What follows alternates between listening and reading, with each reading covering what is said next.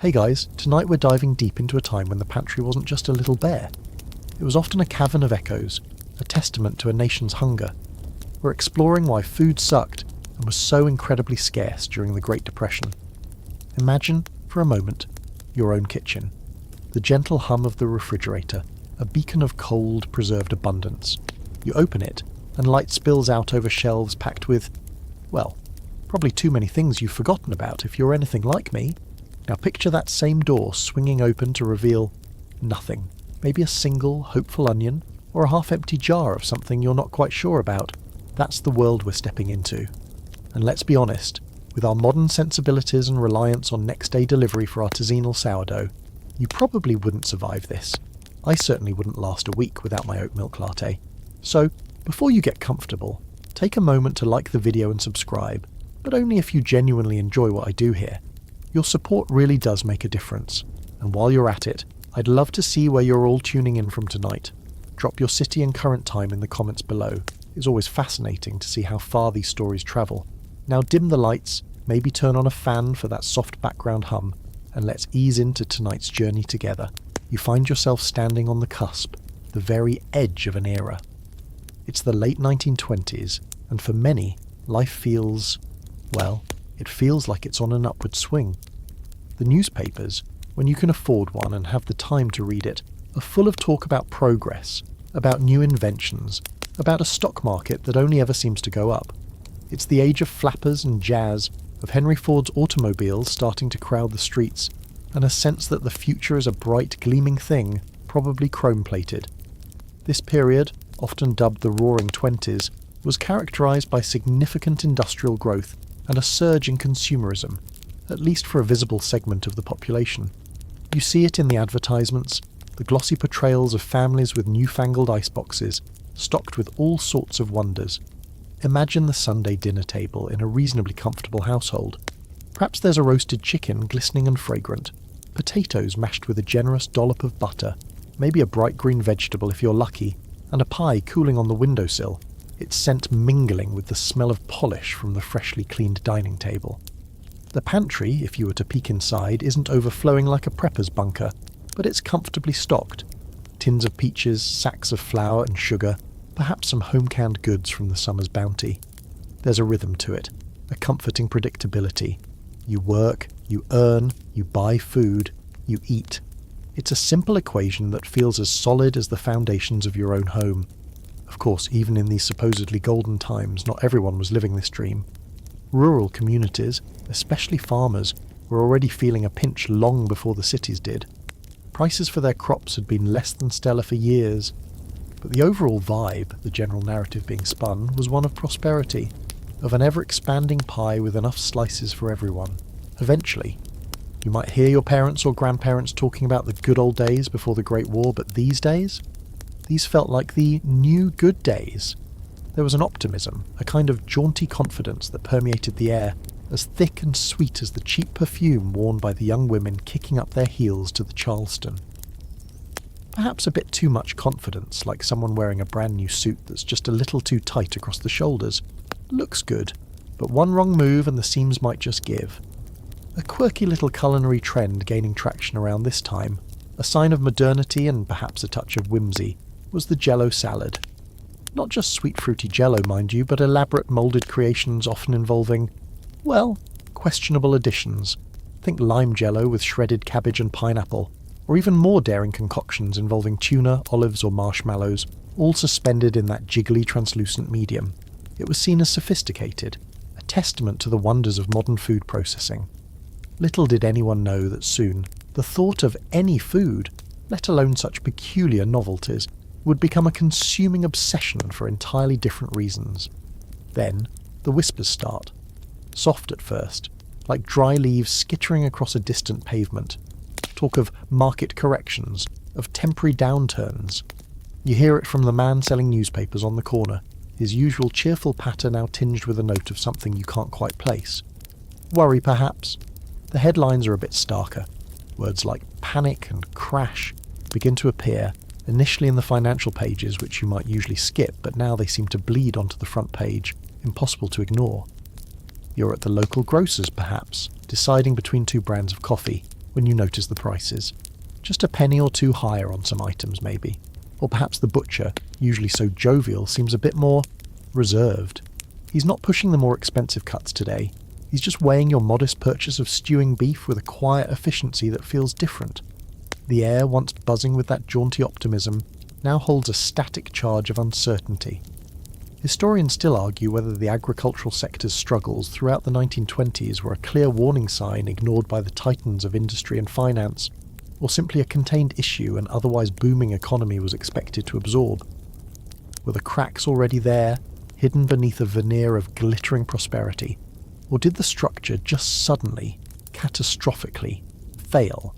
It's a complex question, but for the average person, you, standing in your kitchen staring at a slightly less full pantry than last month, the academic debate means little. What means something is the dawning, chilling realization that the simple equation work, earn, buy, eat is becoming a lot more complicated. The shift isn't like a sudden blackout. It's more like a dimmer switch being slowly, almost imperceptibly turned down. One week, you decide to forgo the Sunday roast for something a bit cheaper. The next, the children get slightly smaller portions of dessert. These are small adjustments, the kind families make all the time when budgets get tight. You tell yourself it's temporary. Everyone says it's temporary. The men in charge, the ones with the important-sounding titles and the big, serious desks, they'll sort it out. They always do, don't they? But the dimmer switch keeps turning, and the light of that golden age, which seems so bright and unbreakable, is beginning to flicker, casting long, unsettling shadows into the corners of everyday life, especially into the heart of the home, the kitchen. The laughter around the dinner table becomes a little more subdued. The conversation's a little more focused on making ends meet, on stretching what you have. That feeling of an ever-expanding pie? It's shrinking. And you're starting to wonder if there will be a slice for you tomorrow. That dimmer switch we talked about, the one slowly darkening the promise of prosperity. Well, in a vast swathe of the American heartland, it's about to be joined by a far more literal and terrifying darkness. You're not just worried about the numbers in a ledger book or the dwindling coins in your purse anymore. You're looking up at the sky, and the sky itself seems to be falling. The golden age isn't just ending with a whimper of economic decline. For millions, it's about to be choked by an unimaginable tide of earth. Imagine you're on a farm, perhaps in Oklahoma, Kansas, or the Texas Panhandle. For years, the land has been good to your family, or at least it's provided. But the rains, they've become shy, then downright elusive. The sun, once a life-giving friend, now beats down with a relentless baking fury. The soil, once rich and dark, has turned pale and powdery under your worn boots. You've heard stories from the old-timers about droughts, about hard times, but this feels different. The horizon, usually so clear you could see for miles, starts to look hazy, then a strange ominous brown. A stillness falls, the kind that makes the birds stop singing and the livestock restless. And then it comes. Not a rain cloud, but a wall. A monstrous roiling wall of blackness stretching from the earth to what feels like the heavens, consuming everything in its path. These are the black blizzards, the terrifying calling card of the Dust Bowl. The term itself, Dust Bowl, is said to have been coined by a reporter in 1935 after witnessing one particularly ferocious storm. But the reality it describes had been building for years. This wasn't just a bit of dust, like after a windy day. This was topsoil, millions of tons of it, ripped from the mismanaged and drought-stricken prairies, now airborne and angry. You see it rolling towards your small farmhouse, a terrifying spectacle of nature's fury. There's a low rumble, not of thunder, but of the earth itself in motion. You scramble to get inside, stuffing rags, towels, anything you can find, into the cracks around windows and doors, but it's a futile effort. The dust is finer than talcum powder. It seeps through every defence, insidious and relentless. It coats every surface, a gritty film on the plates you are about to set for a meagre dinner, a layer on the children's faces as they huddle in fear. You can taste it, a dry, earthy bitterness that clogs your throat and lines your lungs. You try to breathe through a damp cloth, but it doesn't help much. The air grows thick, and the world outside vanishes into an opaque, choking darkness, even at midday. Sometimes these storms, these dusters, would last for hours, sometimes for days, turning day into an eerie, suffocating night. It's like being buried alive, but you can still walk around. Food production? It's a cruel joke. The seeds you painstakingly planted, hoping for a small crop to feed your family or to sell for a pittance, are either blown away or buried under drifts of dust that look like dark, malevolent snow. Your vegetable garden, tended with such care, is now just another patch of barren, windswept earth. Historians still debate the precise balance between natural drought cycles, which are a recurring feature of the Great Plains, and the human agricultural practices, the ploughing up of native grasses for wheat farming, in causing the Dust Bowl's unprecedented severity. Was it an act of God, or a man-made catastrophe amplified by nature? The consensus leans towards a devastating combination of both. The livestock, if you have any left, suffer terribly. They inhale the dust, their lungs filling with grit, leading to a condition farmers grimly call dust pneumonia, which, by the way, afflicted humans too. Sometimes cattle would be found dead, their stomachs packed solid with dust and mud from grazing on the last vestiges of buried vegetation. Chickens would suffocate. You might try to keep a few animals in the barn, but the dust finds its way in there too. The water in the troughs turns to sludge. A particularly bizarre and unsettling phenomenon during these dust storms was the extreme static electricity. The air would become so charged with friction from the swirling dust particles that it could make your hair stand on end, even indoors. Blue sparks could be seen dancing along barbed wire fences or the tips of windmill blades. Touching another person or a metal object could result in a surprisingly powerful shock, strong enough to knock you off your feet if you weren't careful. Imagine trying to prepare what little food you have while navigating a minefield of tiny lightning bolts in your own kitchen. Forget trying to get good radio reception. You'd be lucky if the static didn't try to give you a new hairstyle. Your pantry, already thinned by the economic hardship filtering down from the cities, now faces this direct physical assault. Any food not sealed in airtight containers, a luxury many couldn't afford, would be contaminated. Flour, sugar, cornmeal, all would have a gritty texture. People would try to cover their food with damp cloths while eating, but it was a losing battle. There were grim jokes about eating your peck of dirt not over a lifetime but in a single meal. Housewives would knead dough, and by the time it was ready for the oven, it would have a visible layer of dust settled on it. They'd wipe it off, bake it, and hope for the best. Some people claimed they could tell where a person was from by the colour of the dust in their sputum. Charming, right? The impact wasn't just on the food you were trying to grow or store, it was on the very possibility of future food. The topsoil, the fertile layer essential for agriculture, was literally blowing away, sometimes travelling thousands of miles. Dust from Oklahoma would settle on ships hundreds of miles out in the Atlantic Ocean. This ecological devastation meant that even if the rains returned, even if the economy somehow magically fixed itself, the land itself was wounded, perhaps for generations. The most infamous single dust storm, known as Black Sunday, on April 14th, 1935, carried an estimated 300,000 tons of topsoil. It was a turning point for many the moment they realised the land was truly broken and that there was no future for them there. So, you're there, in your dust-filled house, listening to the wind howl like a banshee, the grit between your teeth, the worry a cold knot in your stomach. The food you had hoped to harvest is gone. The food you had stored is tainted. The very earth that was supposed to sustain you has become a source of torment. The lines for bread in the cities were a symbol of economic failure. This was something more elemental, a failure of the land itself, a stark, dusty testament to how quickly abundance could turn to desolation. And the question of what to eat tomorrow becomes less about affording it, and more about finding it in a world that seems determined to starve you out, one gust of wind at a time. The dust storms were an aggressive, in-your-face assault on your ability to find food, especially if you were a farmer. But even if you lived far from the Dust Bowl, in a city apartment or a suburban house, where the sky remained stubbornly blue, another quieter kind of storm was brewing, one that would just as effectively empty your pantry. The collapse of the banking system. Your money, the stuff you relied on to buy that bread, those potatoes, that small piece of meat, was about to perform a vanishing act worthy of Houdini, only far less entertaining. Imagine it's a Tuesday morning. You woke up perhaps a little worried about the news from Wall Street, but still, you have your savings. Maybe not a fortune, but enough tucked away in the local bank to see you through a rainy day or two. It's the fruit of your labour, carefully set aside. You trust your bank. It's a solid brick building on Main Street, with tellers who know your name, maybe even ask after your kids. It's an institution, a pillar of the community. Banks don't just disappear, do they? Oh, but they do. The news starts to trickle in, then it becomes a flood. Banks are closing. Not just one or two, but hundreds, then thousands across the country. It's called a bank run. Fear, pure and simple, is the catalyst. You hear that a neighbouring bank has suspended withdrawals because it doesn't have enough cash on hand to meet everyone's demands.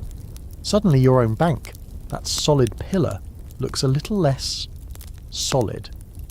The thought sparks. What if my money isn't safe? And that thought, multiplied by thousands of other anxious depositors, creates a self-fulfilling prophecy. You join the crowd. You have to. You hurry down to your bank, your heart thumping a nervous rhythm against your ribs. The line already snakes out the door and down the street. Faces are grim, anxious. Whispers ripple through the crowd. Did you hear about First National? They say people's trust won't open tomorrow. The air is thick with panic, more contagious than any flu. You stand there for hours, shuffling forward inch by agonizing inch, clutching your passbook. The sun beats down, or maybe a cold wind whips around you, but you barely notice.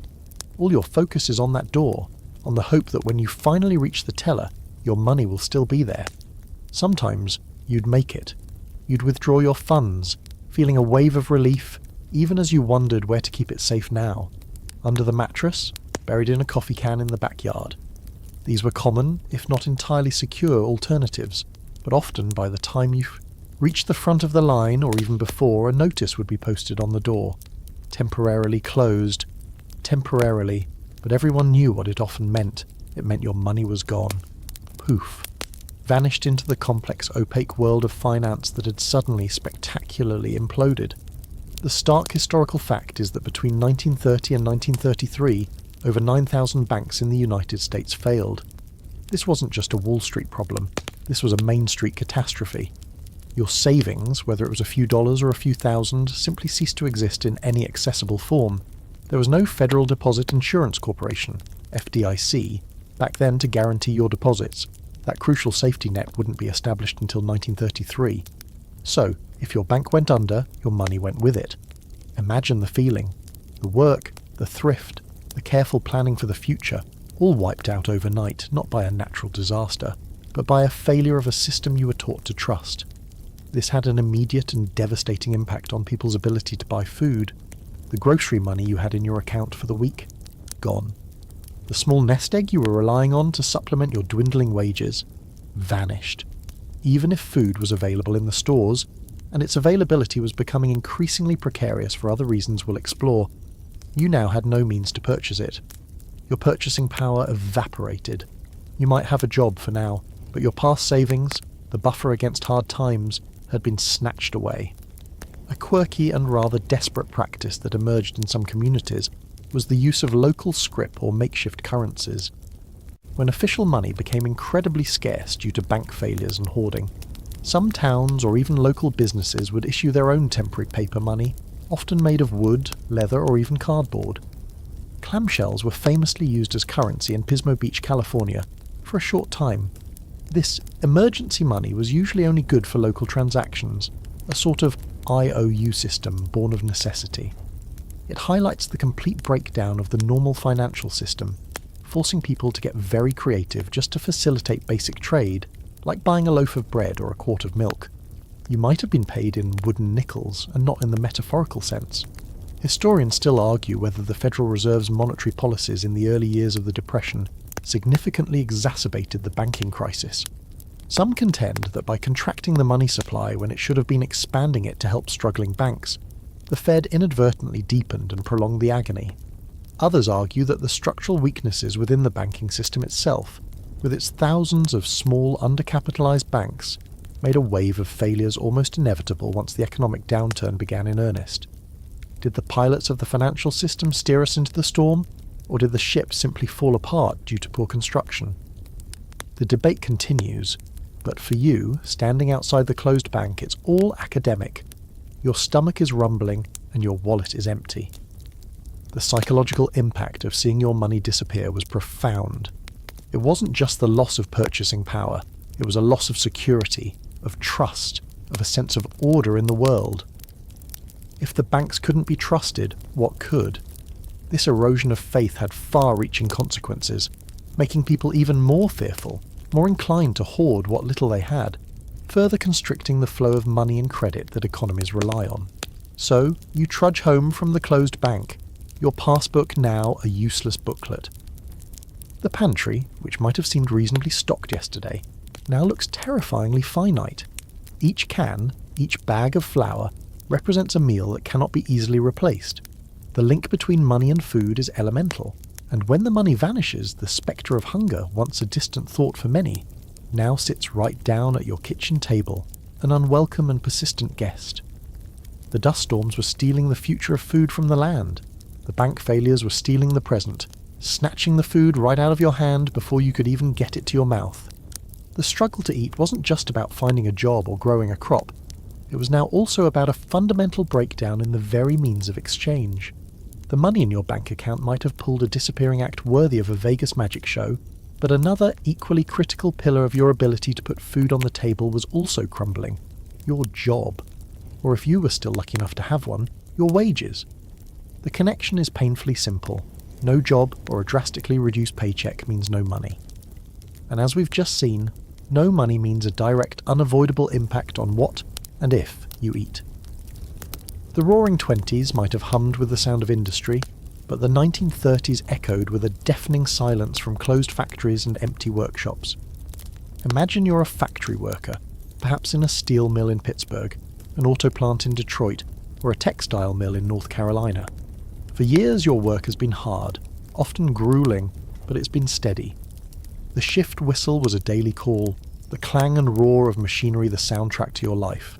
It meant a paycheck, modest perhaps, but regular, enough to cover the rent, put shoes on the children's feet, and crucially, buy groceries. Then the slowdown begins. First, it's rumours of cutbacks. Then, your shift hours are reduced. Temporary measure, the foreman says, his face looking as worried as yours. But temporary starts to feel awfully permanent. Soon, the dreaded pink slips start appearing. Men who have worked at the same company for decades, men who thought their jobs were as secure as the rising sun, are suddenly told their services are no longer required. The factory gates, once a symbol of opportunity, now become a place of despair as crowds of laid-off workers gather, hoping for any news, any scrap of work. You might be one of them, standing in a line that's not for bread, not yet, but for the dwindling hope of employment. The official unemployment rate in the United States skyrocketed, reaching a staggering peak of nearly 25% in 1933. 1 in 4 officially recognised workers was without a job. Think about that. In any group of 4 people you knew who were in the workforce, one of them was likely unemployed. And this official statistic didn't even fully capture the extent of underemployment. People working drastically reduced hours or taking any menial task they could find for pennies. Even if you managed to cling to your job, your wages were likely slashed. Businesses, desperate to stay afloat in the face of collapsing demand, cut pay relentlessly. A 10% cut, then 20%, sometimes even more. You're working just as hard, maybe even harder, under the constant fear of being next on the chopping block, but you're bringing home significantly less. The arithmetic of your household budget becomes a brutal daily puzzle. How do you stretch 70 cents to do the work of $1? How do you choose between paying the rent and buying enough food? These were not abstract economic theories. These were agonizing daily decisions for millions. The impact on food purchasing was immediate and stark. The Sunday roast, which, as we remember from section 1, was already becoming a memory for some, is now an impossible dream. Meat of any kind becomes a rare luxury. You switch to cheaper cuts, then to even cheaper ones. Organ meats, if you can find and afford them, or meatless meals become the norm. Fresh fruits and vegetables, once a regular part of a healthy diet, are now indulgences. You rely on filling, cheap staples, potatoes, beans, bread, if you can get it. Milk for the children might be diluted with water to make it last longer. Every penny is scrutinised, every purchase weighed against the gnawing fear of an empty cupboard. A quirky and rather sad indicator of the times was the Hoover apple or Depression apple. This wasn't a new variety of fruit, it was slang for a raw potato. Potatoes were cheap, filling, and relatively available. So if you were hungry and had nothing else, you might just eat a raw potato like you would an apple. It's a small, almost comical detail, but it speaks volumes about the desperation and the drastic downgrading of what was considered an acceptable meal. Forget your 5 a day, you were lucky to get your 1 a day, and it might just be a spud. You'd also see people reusing tea bags multiple times, or boiling coffee grounds over and over until the resulting brew was little more than faintly coloured hot water. Waste not, want not taken to an extreme. Historians still argue about the primary drivers of this catastrophic unemployment. Was it the collapse in consumer demand, as people, fearful and impoverished, stopped buying goods? Or was it the inflexible wage rates that, according to some classical economic theories, prevented the labour market from adjusting more quickly to the downturn? Perhaps it was the Smoot-Hawley Tariff Act of 1930, which raised import duties to record levels, leading to retaliatory tariffs from other countries and a collapse in international trade, thereby crippling export industries. The truth, as is often the case, is likely a complex interplay of all these factors and more. But for you, the person whose stomach is growling, the why is less important than the what now. The search for work became a defining experience of the era. Men, and sometimes women, would ride the rails, illegally hopping freight trains to travel from city to city, chasing rumours of jobs that often turned out to be non-existent. They became part of a drifting, disenfranchised army of the unemployed, often living in squalid makeshift camps known as Hoovervilles, which we'll explore more later. The simple act of looking for work was exhausting, demoralising, and often fruitless. You'd walk miles, stand in lines for hours, only to be told, nothing today. And each rejection was another blow to your dignity, another tightening of the hunger pangs. For those who had always taken pride in providing for their families, the inability to do so was a source of profound shame and despair. The traditional gender roles, where the man was the breadwinner, were thrown into disarray. Sometimes, women or older children could find sporadic, low-paying work when men could not, which could create new tensions within the family structure. The constant worry about where the next meal would come from permeated every aspect of life. It strained relationships, frayed nerves, and cast a long shadow over childhoods. So you're in this situation. The bank might have taken your savings, and now your job, or a significant chunk of your income, has also vanished. The chain from earning a living to eating a meal is broken at one of its most fundamental links. The grocery store shelves might not be entirely empty yet, but your ability to access what's on them is severely crippled. That steady, reliable paycheck, the one you perhaps took for granted in the good times, is now a distant memory, replaced by a gnawing uncertainty and the very real, very physical sensation of hunger. The landscape of your daily life has been redrawn, and the path to the dinner table has become a treacherous uphill climb. Your savings are gone, your job has vanished, or your wages have been decimated, and if you were a farmer, the very earth might be blowing away. The question of where your next meal is coming from looms larger and more terrifying with each passing day. In such a crisis, you'd naturally look to the government, the highest authority in the land, for help, for some kind of plan, some reassurance that someone somewhere knew how to fix this monumental mess. But in the early years of the Great Depression, the response from Washington, particularly from President Herbert Hoover's administration, often felt like a distant, hesitant echo rather than a decisive call to action. Imagine you're listening to the radio, if you still have one and can afford the electricity. You're straining to hear words of comfort, of concrete solutions from the nation's leader.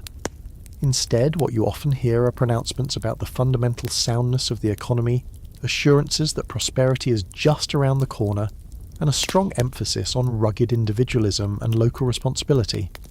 President Hoover, a man who had earned a global reputation as a brilliant humanitarian for his efforts, organising food relief in Europe after World War I, found himself philosophically opposed to large-scale direct federal aid to the unemployed. He believed that such aid would undermine the American character, create dependency, and damage the spirit of self-reliance.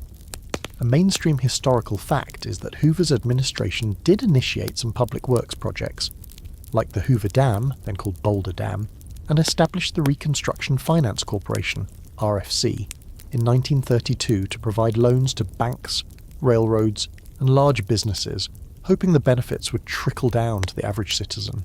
But for you, standing in a breadline or watching your children grow thinner, trickle down felt like a cruel joke when the tap seemed to be completely dry.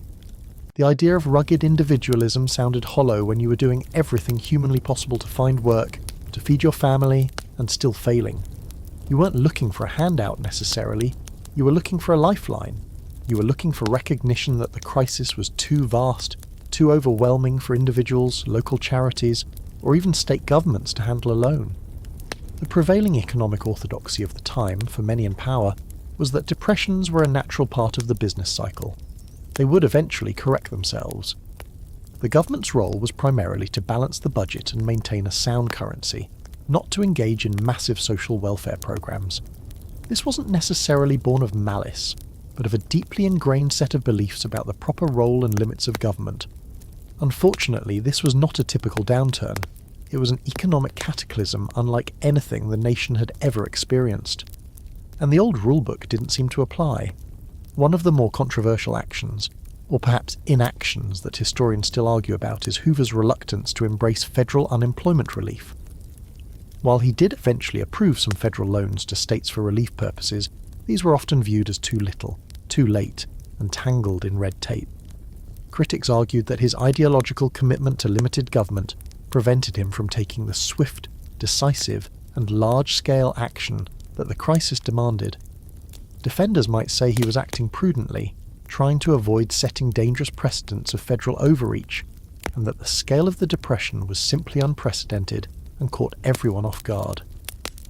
Whatever the reasoning, the lived reality for millions was that the federal government, in those initial desperate years, appeared either unwilling or unable to provide the direct, immediate help they needed to simply eat. A quirky and rather telling tidbit reflecting the public mood towards Hoover was the naming of the shanty towns that sprang up on the outskirts of cities. These collections of shacks built from scrap wood, packing crates, and corrugated iron were bitterly dubbed Hoovervilles. Old broken-down cars used for shelter were Hoover wagons, or if pulled by horses because the owner couldn't afford gas, Hoover carts. Newspapers used by homeless people to keep warm were Hoover blankets. Pockets turned inside out to show they were empty were Hoover flags. It was a stark, sarcastic form of public commentary, a way for ordinary people to express their frustration and assign blame, rightly or wrongly, for their suffering. These weren't terms of endearment, they were indictments. So you're trying to navigate this landscape of hunger. You might turn to local charities, churches, or community groups. These organisations, staffed by dedicated and often overwhelmed volunteers, did their best. They set up soup kitchens and distributed what meagre aid they could muster. But the sheer scale of the need dwarfed their resources. Imagine a small lifeboat trying to rescue the passengers of a sinking ocean liner. That was the situation for private charity in the early 1930s.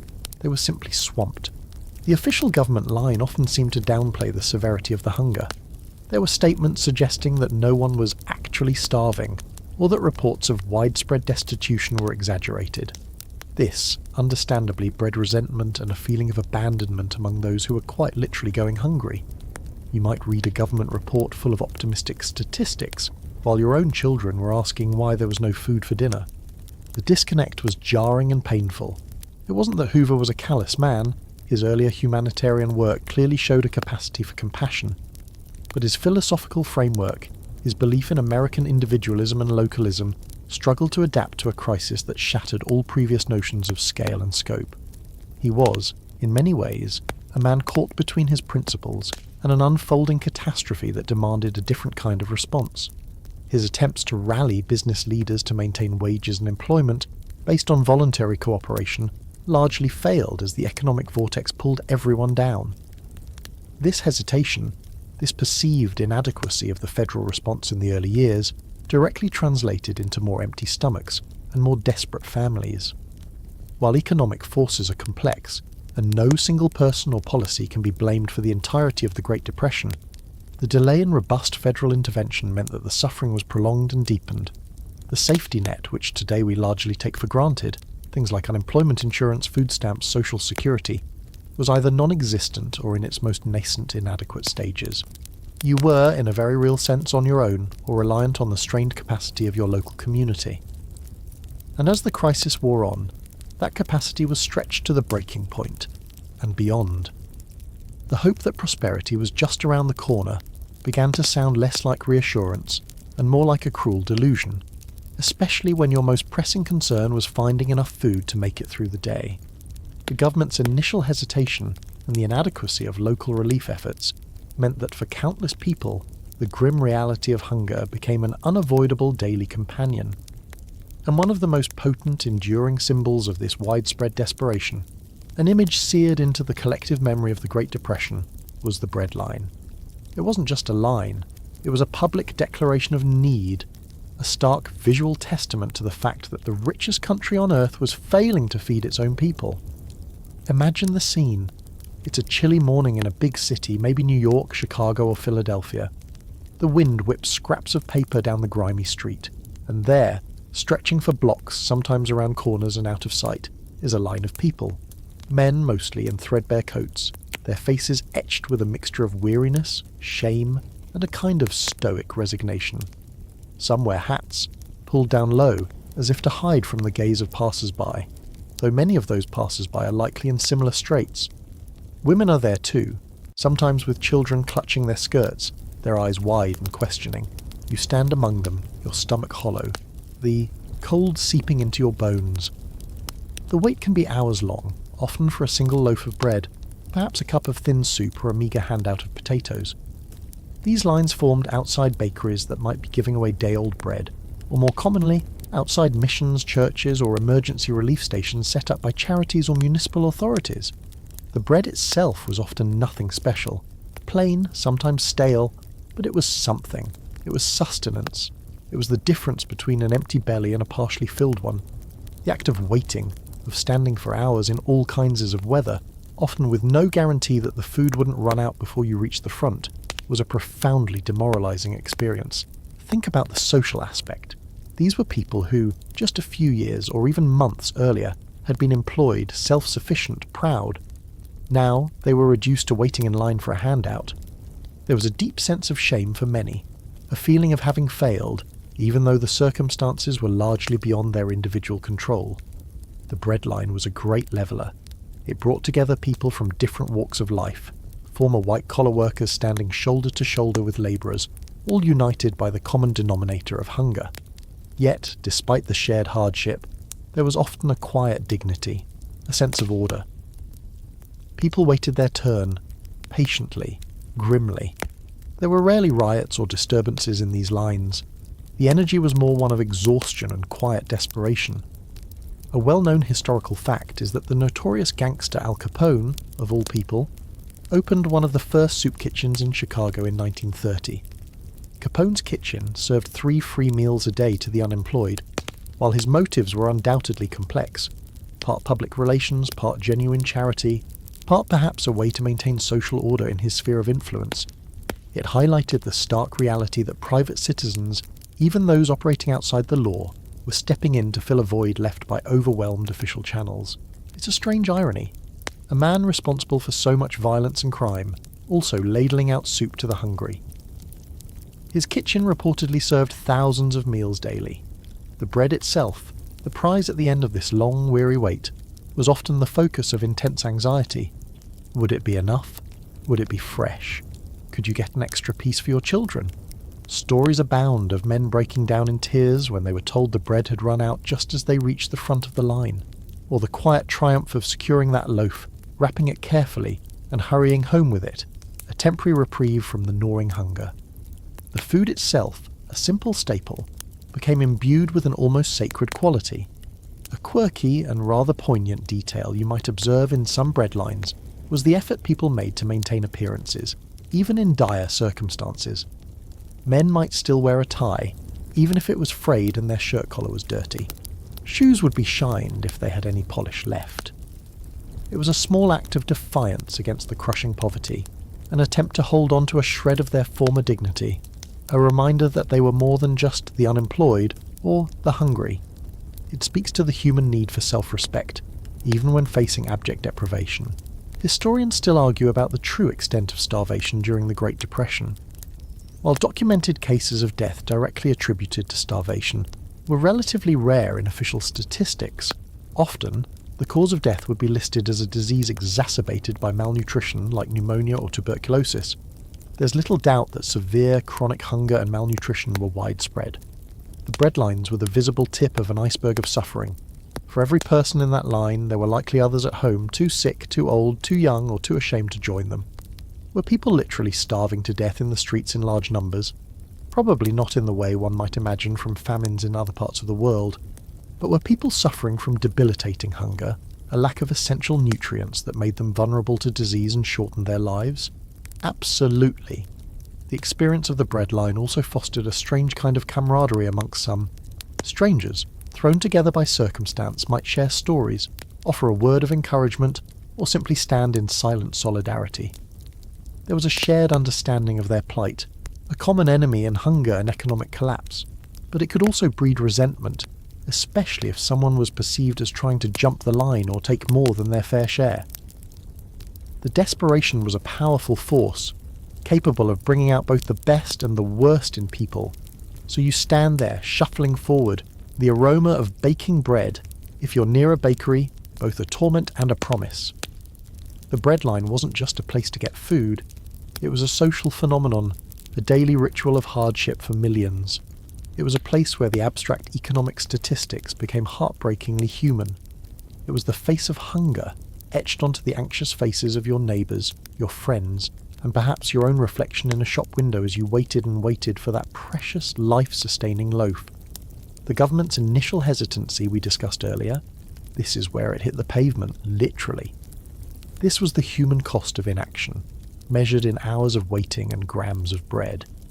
While breadlines offered a stark, often meagre form of sustenance, another institution rose to prominence as a symbol of Depression-era hunger and charity, the soup kitchen. If the breadline was a quick, desperate grab for a loaf, the soup kitchen often represented a slightly more organised, if still woefully inadequate, attempt to provide a warm meal. Yet the very prevalence of these charitable kitchens, and the thin, watery soup they so often served, became a powerful indictment of the systemic failure to keep people fed. Imagine the scene: a dimly lit church basement, a hastily converted storefront, or a community hall. The air is thick with the smell of simmering soup, often a thin broth with a few vegetables, maybe some beans or potatoes, rarely any meat. Long, rough wooden tables and benches fill the space. You file in, perhaps after another long wait outside, clutching a tin cup or a battered bowl if you were told to bring one. The volunteers, often women from local churches or community groups, ladle out the soup with weary but compassionate expressions. They're doing their best, stretched to their limits, trying to make a little go a long way. The soup itself was a marvel of economy, designed to feed the maximum number of people with the minimum of ingredients.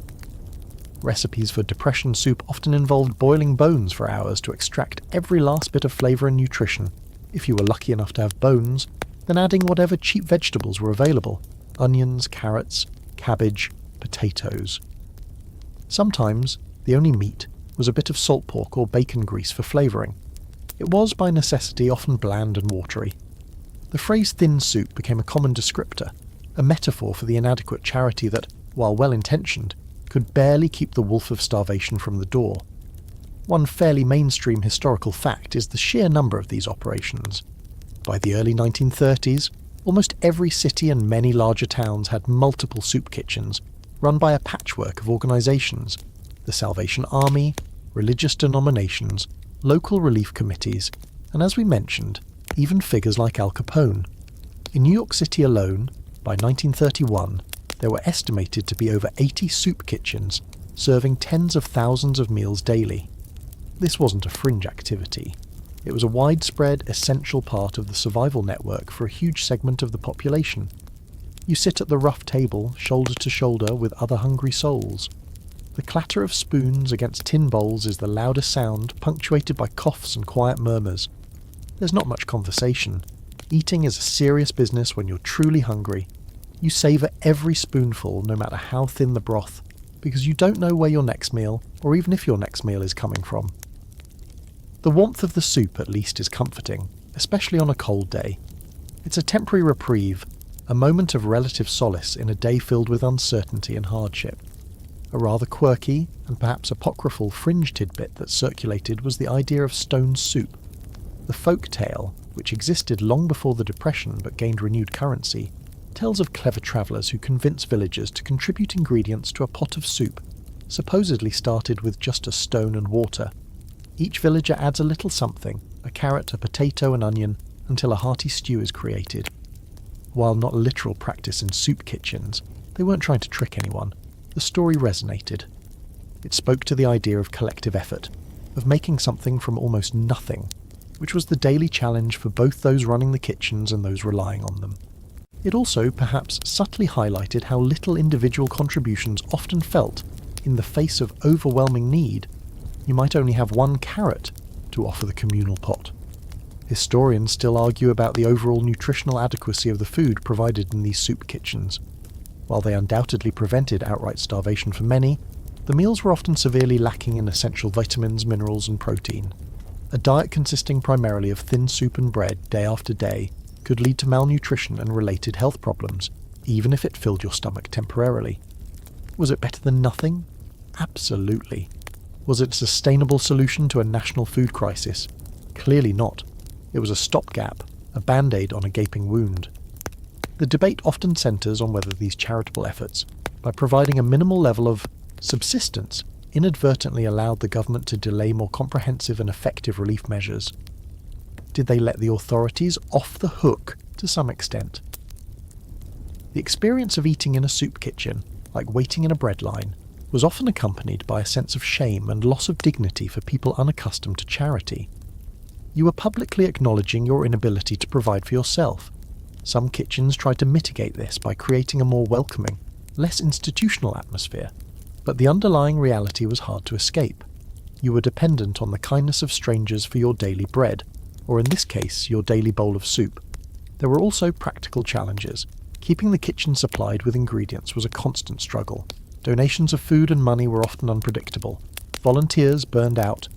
Maintaining hygiene standards in crowded makeshift facilities was difficult. Sometimes the food itself could be of questionable quality, leftovers donated by restaurants or markets that were on the verge of spoiling. You ate what was offered, because the alternative was an empty plate. You might finish your soup and bread, offer a quiet word of thanks to the volunteers, and head back out into the harsh reality of the streets, the gnawing hunger already beginning to return.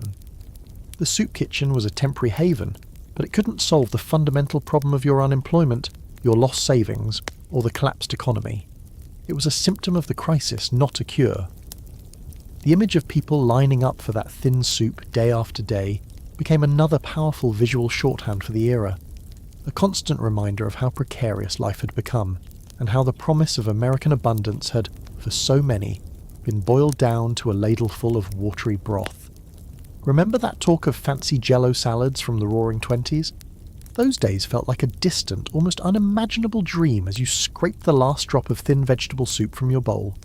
If the breadlines and soup kitchens represented a desperate, organised plea for food within the cities, the shanty towns that sprang up on their peripheries showcased a more rugged and often more wretched form of survival. These were the infamous Hoovervilles, grimly named after the president many blamed for their plight.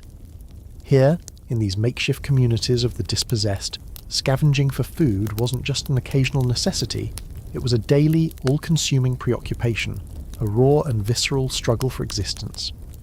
Imagine you've lost your home, evicted for non-payment of rent, or perhaps your farm foreclosed. You've drifted to the city in a desperate search for work that doesn't exist. With no money and nowhere to go, you find yourself on the fringes, along riverbanks, in vacant lots near railroad tracks, or on the city dump. Here, clusters of shacks have sprouted like bitter weeds. These are the Hoovervilles.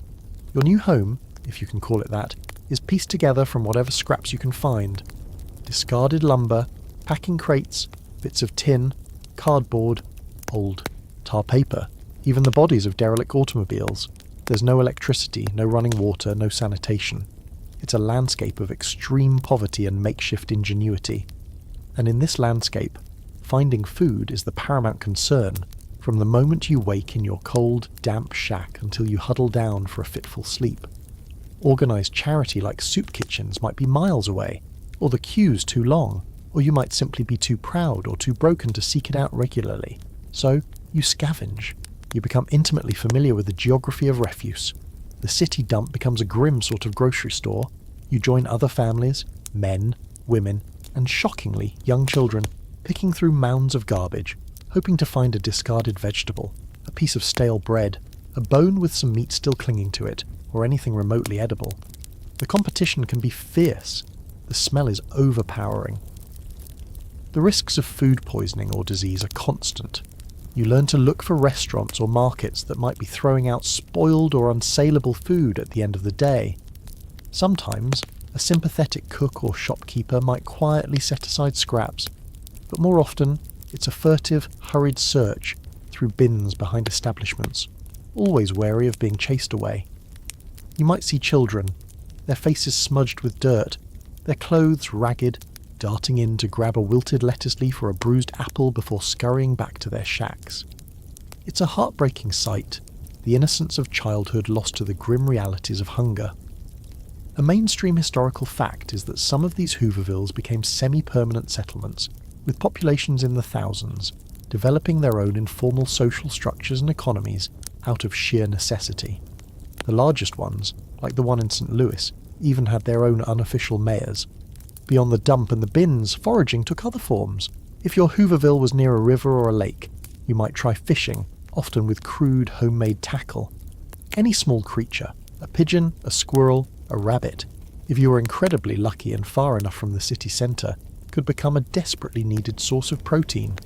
People would gather wild greens, dandelions, or any edible plants they could identify, though the risk of picking something poisonous was ever present. This was a far cry from the idyllic image of a farmer harvesting his own crops. This was urban hunting and gathering at its most desperate. A particularly quirky and grim illustration of the lengths people would go to was the phenomenon of Hoover hogs, or Hoover chickens. These weren't actual pigs or chickens, but rather jackrabbits or even large rats, hunted and eaten out of sheer desperation. While perhaps not a widespread practice in all Hoovervilles, the stories and the slang terms themselves speak to the extreme scarcity and the breakdown of normal dietary taboos. When you're starving, your definition of edible becomes remarkably flexible. You might hear dark jokes about roof rabbit, cat meat, or other unappetizing protein sources, a grim humour that barely masks the underlying horror. Historians still debate the level of social cohesion versus social breakdown within these Hoovervilles. Were they chaotic, dangerous places rife with crime and exploitation? Or did shared adversity foster a strong sense of community and mutual support? The reality was likely a complex mix of both. There are accounts of remarkable kindness, of families sharing their meagre finds, of people looking out for each other, but there are also stories of theft, violence, and despair. When survival is on the line, human nature is tested to its absolute limits. The lack of sanitation and clean water inevitably led to outbreaks of diseases like dysentery, typhoid, and tuberculosis, further weakening already malnourished bodies. The food you did manage to scavenge or beg was often cooked over open fires, in dented pots or old cans. The meals were meagre, repetitive, and profoundly unsatisfying. A typical Hooverville stew might consist of a few scavenged vegetables, perhaps thickened with a little flour if you had it, boiled in water. There was no concept of a balanced diet. It was about staving off the worst pangs of hunger for another day. The children especially suffered.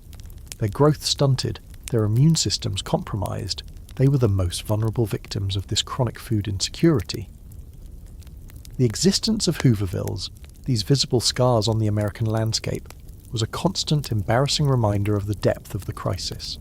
They stood in stark contrast to the gleaming skyscrapers of the cities they adjoined, a testament to the broken promise of prosperity. For you, living in such a place, life is stripped down to its barest essentials. The comforts of your old life, a warm bed, a clean kitchen, a stocked pantry, are distant, painful memories.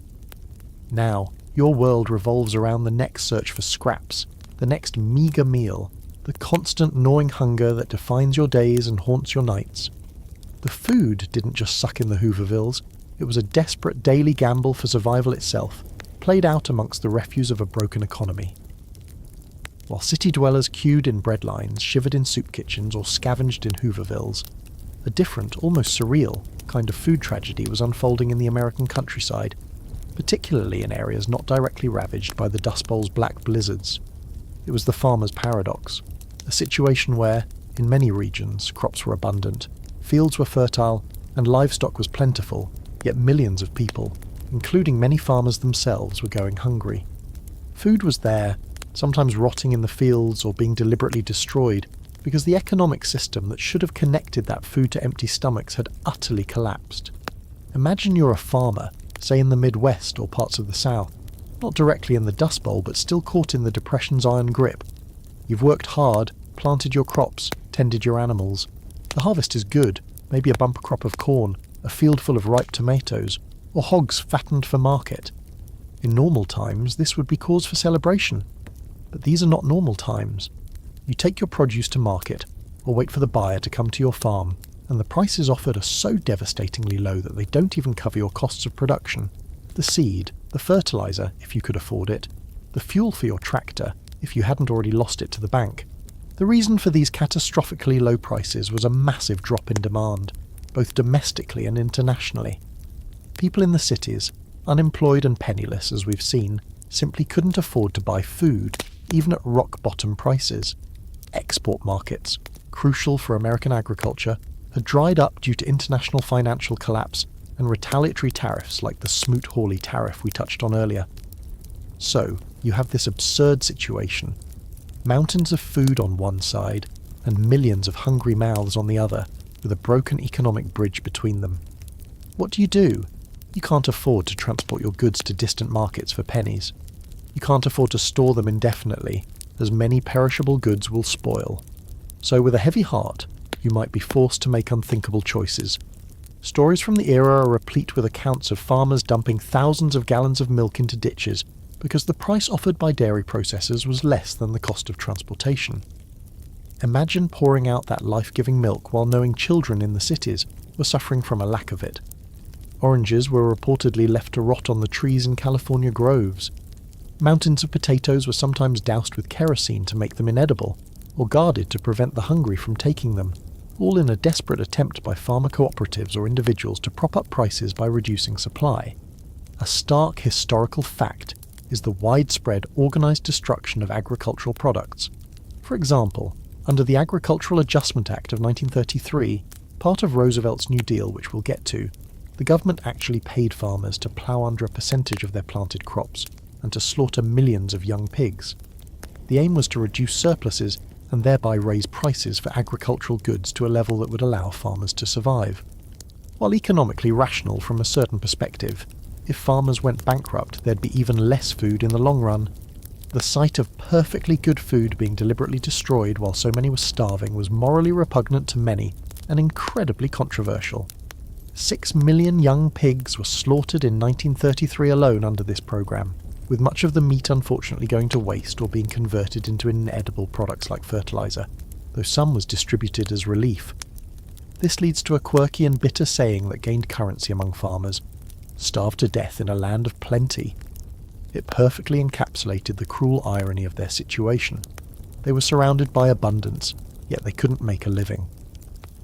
Many farmers were, in fact, going hungry themselves. They might have food growing in their fields, but they had no cash for other necessities, clothes, shoes, medicine, fuel, or to pay the mortgage on their farm. Foreclosures were rampant. The very people who produced the nation's food were losing their land and their livelihoods. Historians still argue fiercely about the ethics and effectiveness of the AAA's crop and livestock destruction policies. Was it a necessary evil to save American agriculture from total collapse, thereby ensuring a food supply in the future? Or was it a callous and short-sighted policy that exacerbated immediate suffering and created a dangerous precedent of artificial scarcity? There's no easy answer. Supporters would say it was a desperate measure for desperate times, and that it did eventually help stabilise farm incomes. Critics would point to the immediate human cost and the moral outrage of destroying food amidst widespread hunger. You, as a farmer, might find yourself in this agonising position.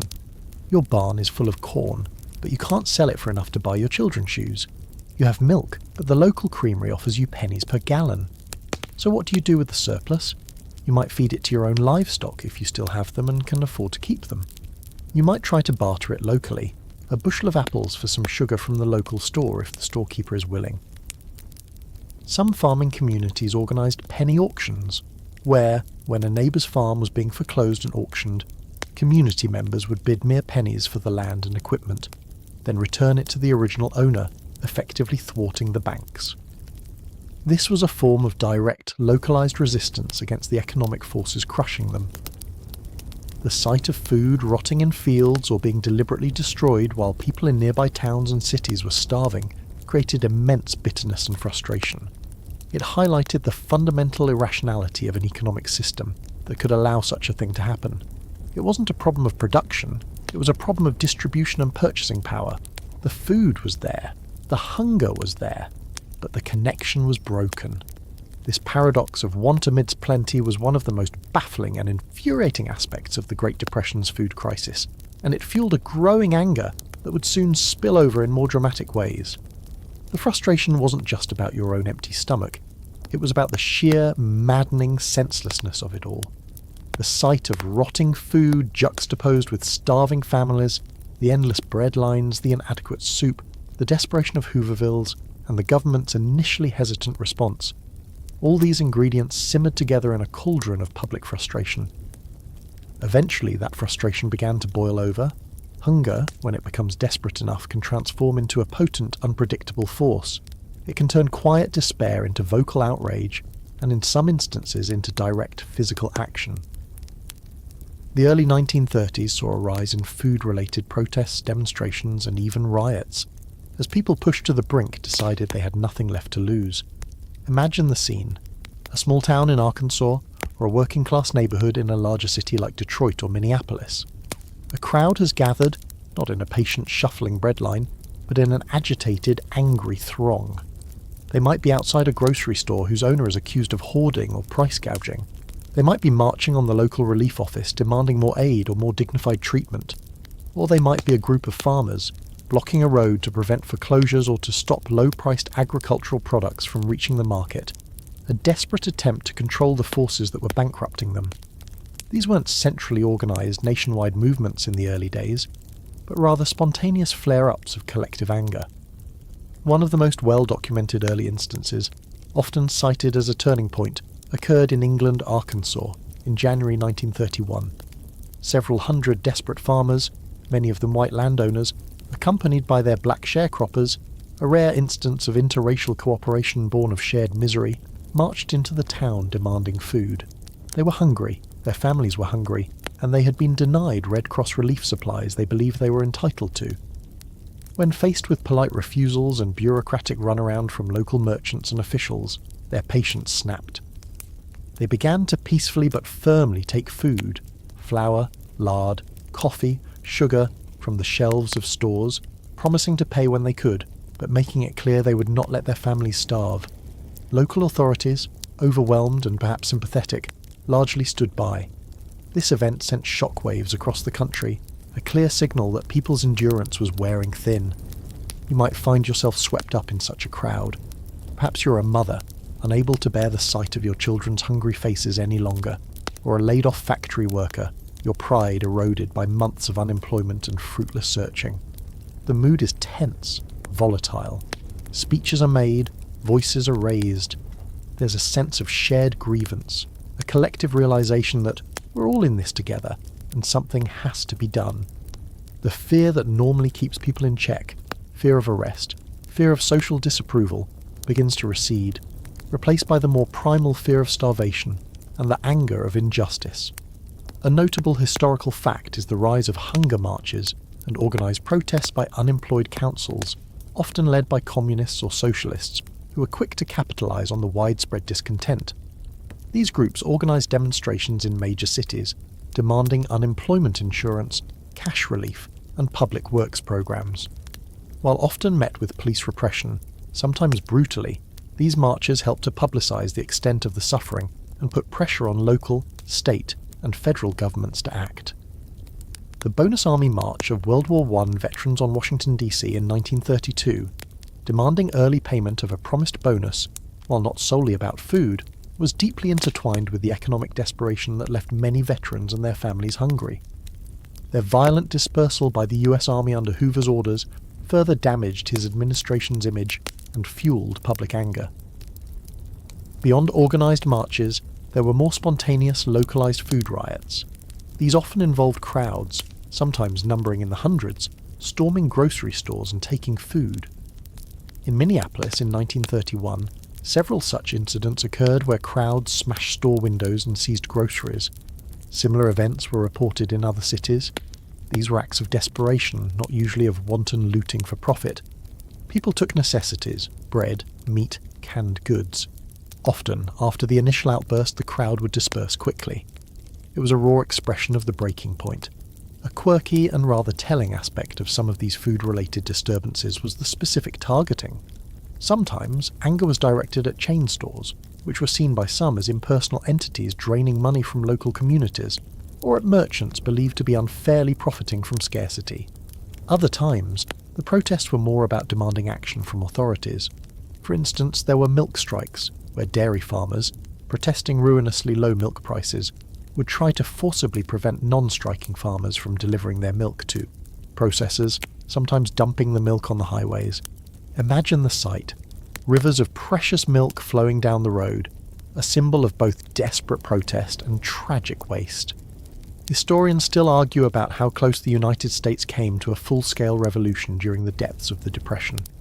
While these food riots and hunger marches were certainly alarming and indicated deep social unrest, most historians believe the country was not on the verge of systemic collapse or widespread armed insurrection.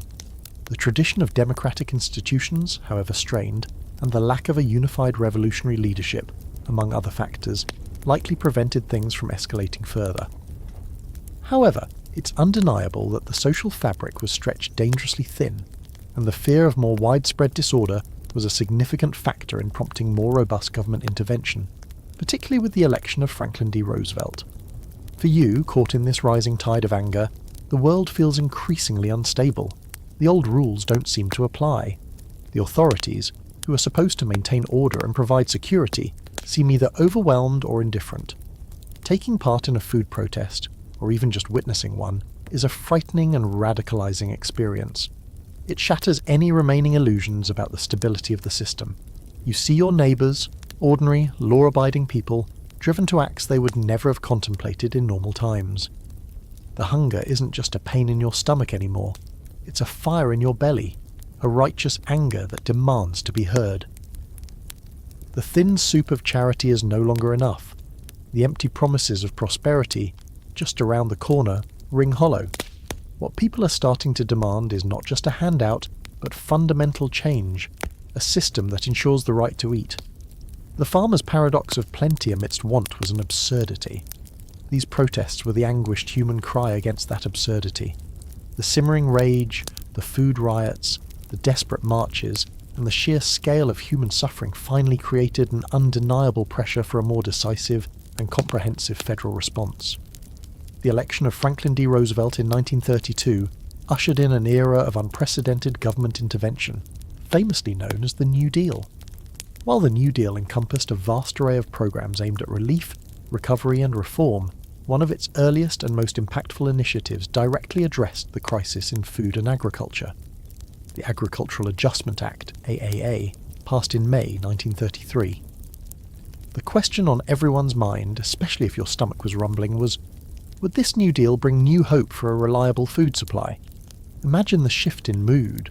After years of what felt like official indifference or ineffective tinkering, suddenly there's a whirlwind of activity from Washington.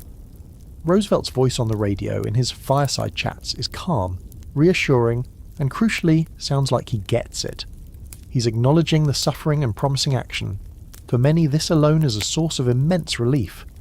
The LAA was a cornerstone of his early agricultural policy, a bold and highly controversial attempt to tackle that farmer's paradox we talked about, the one where abundant crops were leading to ruinous prices and widespread farm foreclosures, while city folks starved. The core idea behind the AAA was, in essence, to raise agricultural prices by reducing surpluses. If you, as a farmer, were struggling because you were producing too much corn, cotton, wheat, rice, hogs, or dairy, and the market price was below your cost of production, the AA offered a deal. The government would pay you subsidies, direct payments, in return for you voluntarily reducing the amount of land you planted with these specific commodities, or for reducing your livestock herds. The funds for these subsidies were to be generated by a tax levied on the companies that processed these agricultural products: millers, meat packers, cotton ginners, etc. This was a radical departure from previous government policy. Instead of just letting the market sort itself out, which clearly wasn't working, the government was now actively intervening to manage agricultural supply. One of the most immediate and shocking manifestations of this policy, as we briefly touched upon in Section 9, was the infamous ploughing under of about 10 million acres of cotton that had already been planted in the spring of 1933, and the slaughter of over 6 million young pigs and 200,000 sows. You can imagine the outcry. Destroying perfectly good cotton when people needed clothes, and slaughtering young animals when people were hungry, seemed insane, almost sacrilegious to many observers. Even Secretary of Agriculture Henry Wallace, who oversaw the programme, called it a shocking commentary on our civilization. However, the economic logic, however harsh, was that this artificial scarcity was necessary to drive prices up to a level where farmers could actually make a living. If farmers went completely bankrupt, the nation's food supply would be even more precarious in the long run.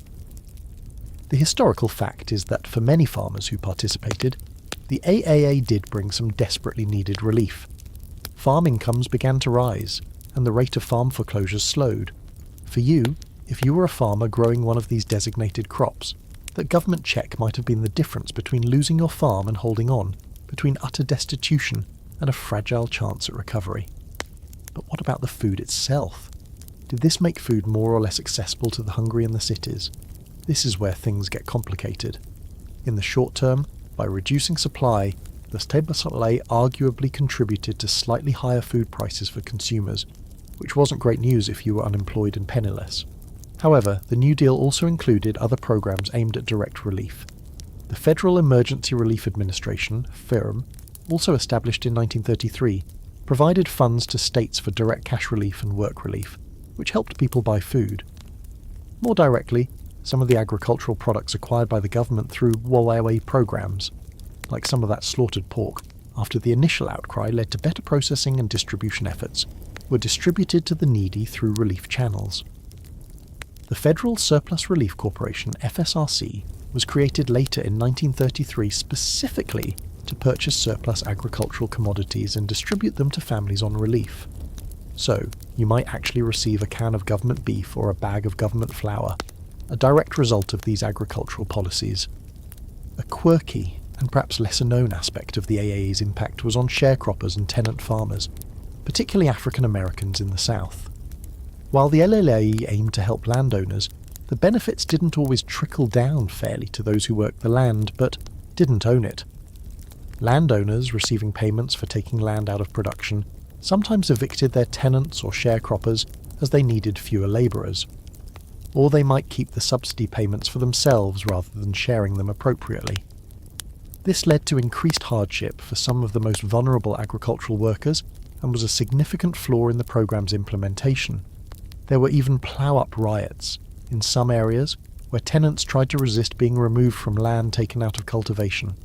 Historians still argue about the overall success and long-term consequences of the Breadlines. It was declared unconstitutional by the Supreme Court in 1936 on the grounds that the processing tax used to fund it was an illegal infringement on states' rights, and that regulating agriculture was beyond federal power. However, Congress quickly passed a revised version, the Soil Conservation and Domestic Allotment Act, and then a second TA in 1938, which achieved similar goals through different mechanisms, like payments for soil conservation practices that also happened to reduce crop acreage. Did the A solve the agricultural crisis? Not entirely, but it marked a fundamental shift in the government's role in agriculture, establishing a system of price supports and supply management that, in various forms, continues to this day. Some argue it created an unhealthy dependency on government subsidies and distorted market forces, while others maintain it was a necessary intervention that saved countless farms and helped stabilise a vital sector of the economy during a desperate time. For you, trying to navigate the daily struggle for food, the New Deal and the A brought a complex mix of hope and frustration. If you were a farmer of a key commodity, you might see a path, however narrow, out of ruin. If you were a consumer, You might hope that the broader economic recovery efforts would eventually mean more jobs and more purchasing power, or that relief programs would provide a more consistent safety net. The deliberate destruction of food remained a bitter pill for many to swallow, but the sense that the government was finally trying, on a massive scale, to do something tangible was a powerful psychological boost. The food situation was still dire for millions, but the landscape of despair was, for the first time in years, punctuated by flickers of federally fueled hope. The question was whether that hope could translate fast enough into actual food on your table. The New Deal's agricultural policies, like the AAA, were aimed at the systemic long-term issues of food production and pricing. But on the ground, in your kitchen, the daily reality was still one of scarcity and the relentless challenge of making something, anything, edible out of very little. This necessity became the mother of some truly remarkable and often rather unappetizing culinary inventions. These were the Desperation dinners, the creative, sometimes bizarre recipes that families concocted to stretch meagre ingredients and fill empty stomachs. If food sucked in general during the Depression, some of these specific dishes really took it to another level of suckitude. Imagine your pantry. It's not exactly bare, thanks to some relief flour, maybe a few potatoes, and a can of something government issued. But it's a far cry from abundance. You have a family to feed. What do you make? This is where ingenuity and a strong stomach came into play. Housewives, and it was almost always the women who bore this burden, became culinary chemists, experimenting with combinations and substitutions that would make a modern foodie's hair curl. Cookbooks of the era, or more often, handwritten notes and shared tips passed between neighbours, offer a glimpse into this world of make-do cuisine. One infamous example, a true icon of Depression-era gastronomy, was Hoover Stew or Depression Stew. There wasn't one single recipe, it was more of a concept. The base was usually macaroni or some other cheap pasta, cooked with whatever vegetables were on hand, often canned tomatoes, maybe some onions, carrots, or peas if you were lucky. The meat component was frequently hot dogs sliced up and thrown in. Hot dogs were cheap, readily available, and provided a bit of protein and flavour. Sometimes there was no meat at all, it was filling, it was hot, and it could feed a crowd on a shoestring budget. You might also encounter variations using potatoes or beans as the primary filler instead of pasta. Not exactly haute cuisine, but it kept body and soul together more or less. Another classic of the era was cream chipped beef on toast, affectionately, or not so affectionately, nicknamed S.O.S.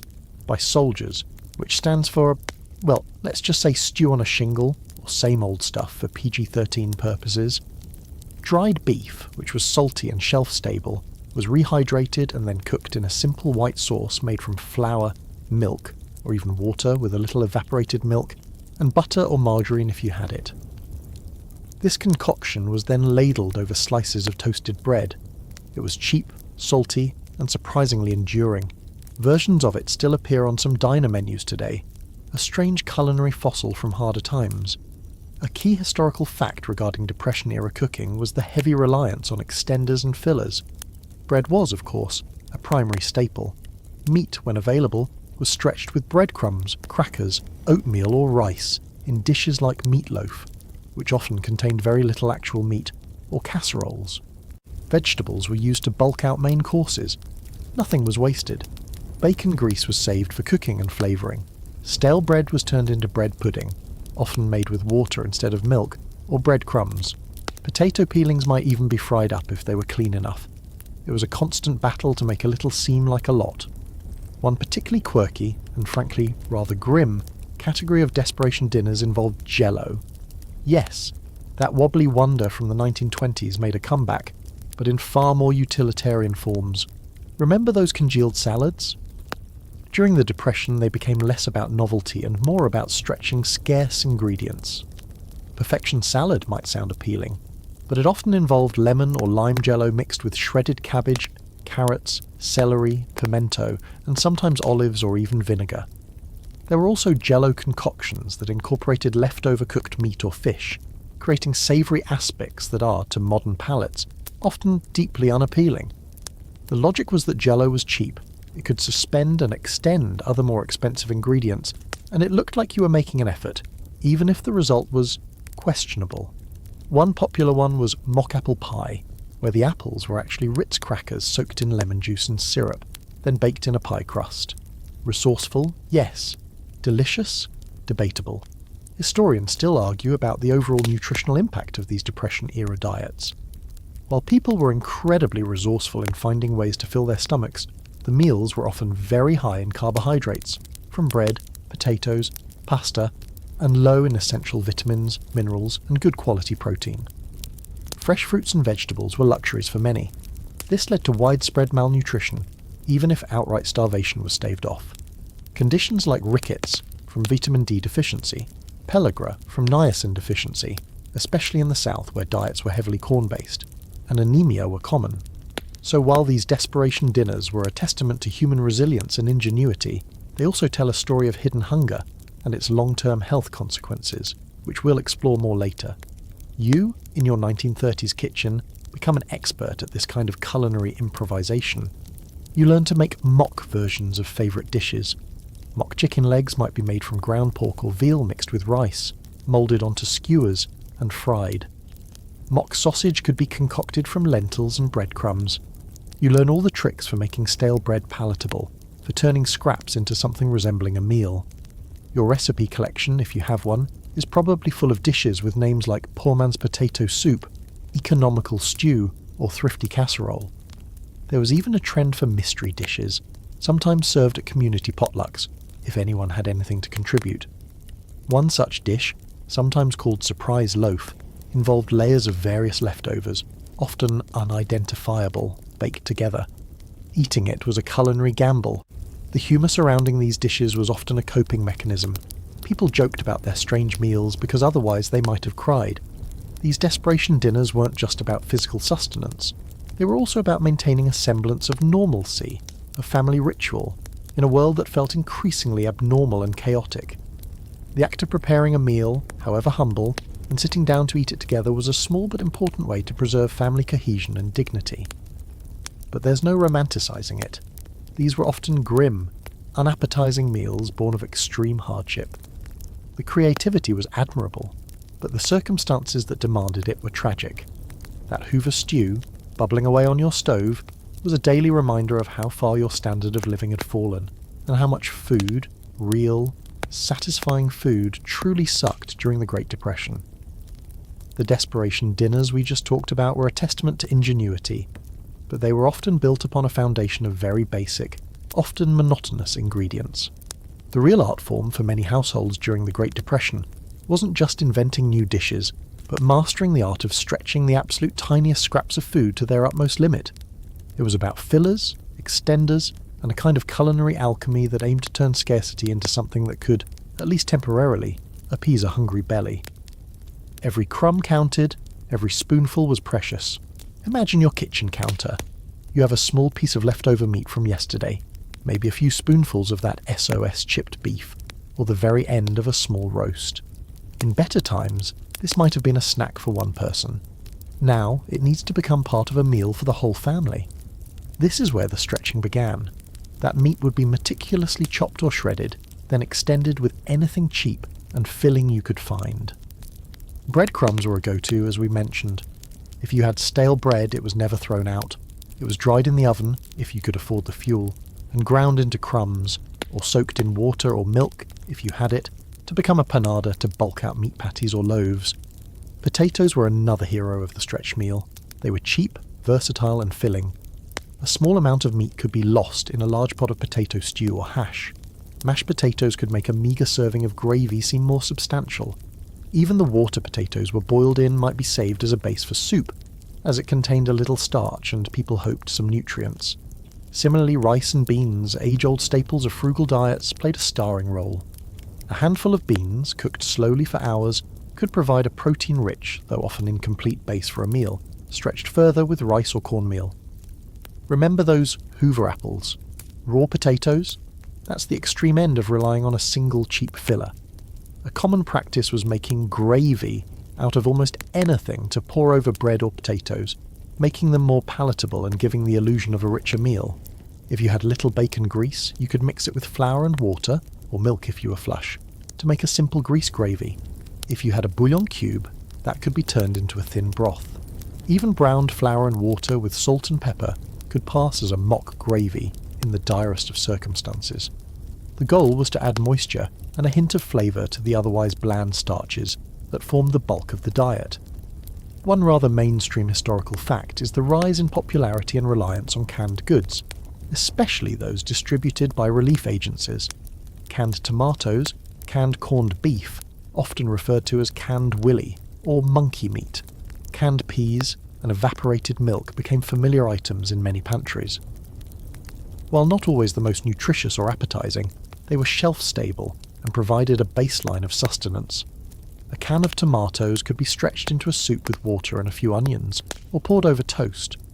A can of corned beef could be fried up with potatoes to make corned beef hash, a dish that became a Depression-era classic precisely because it was a good way to stretch a small amount of meat. A quirky and somewhat sad example of stretching scraps involved coffee and tea. As we touched on before, coffee grounds were often reboiled multiple times.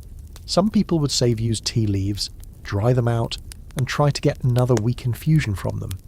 There were even stories of people trying to roast and grind acorns or chicory root as coffee substitutes when real coffee became an unaffordable luxury. It wasn't just about stretching food for meals, but stretching any small comfort or routine that made life feel a little more normal. You might also see people meticulously scraping out cans and jars with a spatula, or even their fingers, to get every last bit. The concept of licking the plate clean took on a whole new meaning. Historians still argue about the extent to which these practices of extreme frugality and stretching became permanently ingrained in the generation that lived through the Depression. Many who grew up during this era carried a lifelong aversion to waste, a habit of saving string, reusing containers, and eating every last scrap on their plate. Was this purely a learned behaviour from years of scarcity, or did it also reflect a deeper psychological impact, a lingering fear of future want? It's likely a combination, but the waste not, want not philosophy was certainly powerfully reinforced by the daily realities of the 1930s. You find yourself becoming an expert in this economy of scraps. You save every bacon dripping, every vegetable peeling, for soup stock if clean, every crust of bread. You learn to make a thin soup seem heartier with a spoonful of leftover mashed potato. You might add a beaten egg, if you could afford one, to stretch a small amount of ground meat further when making patties. Sauces and gravies become your best friends, transforming bland piles of starch into something vaguely more interesting. Even the presentation mattered. Arranging a meagre meal as attractively as possible on the plate, even if it was just potatoes and gravy, was a small act of preserving dignity. The resourcefulness was truly remarkable. Women's magazines of the period, those that survived, were full of tips on thrifty meals and budget cookery. They'd offer recipes for using up leftovers in creative, and sometimes not so creative ways. There was a constant search for new ways to make less feel like more. This wasn't about culinary flair, it was about survival. It was about the gnawing responsibility of feeding a family when the resources were almost non-existent. The food might have sucked in terms of variety, nutrition, and sheer pleasure, but the effort that went into preparing it, into stretching those precious scraps, was often heroic. It was a daily battle waged in kitchens across the country, a quiet, often unacknowledged struggle against hunger. That piece of string you saved, that carefully hoarded bacon grease, that extra potato peeled into the stew, these weren't just acts of frugality. They were acts of love and resilience in the face of overwhelming adversity. The endless parade of Hoover Stews, S.O.S, and meals stretched with potatoes and bread might have kept outright starvation at bay for many, but it came at a hidden, insidious cost. Widespread nutritional deficiencies. While your stomach might feel temporarily full after a plate of starchy makeshift fare, your body was often crying out for the essential vitamins, minerals and proteins it wasn't receiving. This hidden hunger led to a host of serious health problems, subtly undermining the strength and well-being of a generation. Imagine you're a child growing up in the 1930s. Your diet consists primarily of bread, potatoes, maybe some beans, and if you're lucky, a bit of canned meat or a thin vegetable soup. Fresh fruits, green leafy vegetables, and dairy products like milk and cheese are rare treats if they appear at all. You might not feel acutely hungry all the time, especially after a filling starchy meal, but you might notice you're tired a lot. Your energy levels are low, you catch colds easily and they seem to linger forever. Perhaps your gums bleed, or you have strange sores on your skin that won't heal.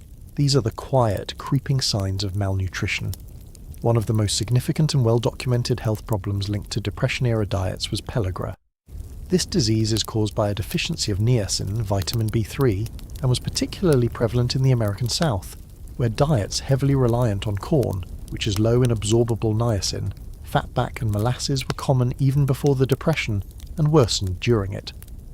The symptoms of pellagra are often remembered by the 4 Ds. Dermatitis, a dark, scaly rash, especially on skin exposed to sunlight, diarrhea, dementia, including confusion, memory loss, and depression, and, if untreated, death. A stark historical fact is that pellagra reached epidemic proportions in the South during the early 1930s, with hundreds of thousands of cases reported. It was a slow, debilitating illness that profoundly affected people's ability to work and function. Dr. Joseph Goldberger of the US Public Health Service had identified the dietary cause of pellagra years earlier, but poverty prevented many from accessing the necessary foods, like meat, milk, and yeast, to prevent or cure it. Rickets, a condition caused by vitamin D deficiency that leads to soft, misshapen bones, was another serious concern, especially for children in urban areas with limited sunlight exposure and poor diets. Bowed legs and stunted growth became visible markers of this nutritional lack. Vitamin C deficiency, leading to scurvy, symptoms include bleeding gums, loose teeth, and joint pain, also saw a resurgence, as fresh fruits and vegetables became unaffordable luxuries for many. Even if you weren't suffering from a full-blown deficiency disease, a general lack of essential vitamins and minerals weakened your immune system, making you far more susceptible to infectious diseases like tuberculosis, pneumonia, and influenza, which were major killers at the time. A quirky and rather sad reflection of the times was the marketing of certain health products that promised to combat these deficiencies, often with dubious efficacy. Cod liver oil, rich in vitamins A and D, was widely promoted and given to children, despite its notoriously unpleasant taste. It became a dreaded daily ritual for many youngsters, a spoonful of fishy oil forced down in the name of health.